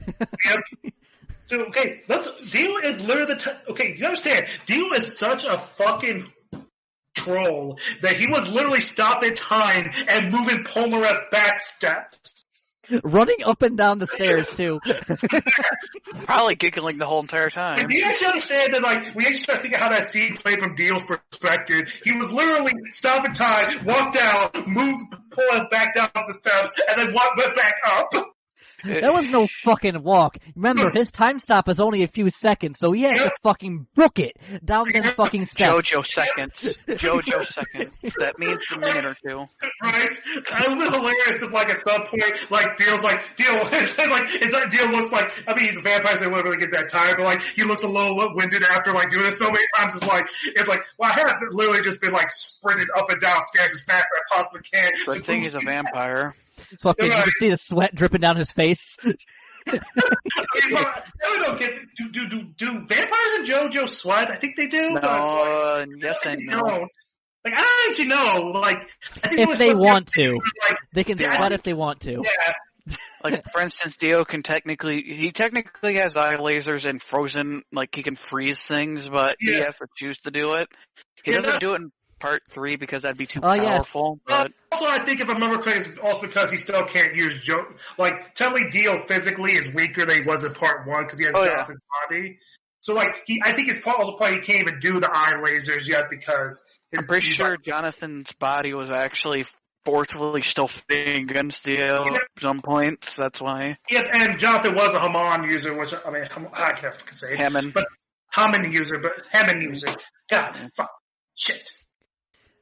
It's only been like a little over 3 hours, but yeah, I think we probably got a good amount. I'll see when we can do this next time. Next time, see if I can get Jordan in on stuff. And I'm normally open if I'm at my place.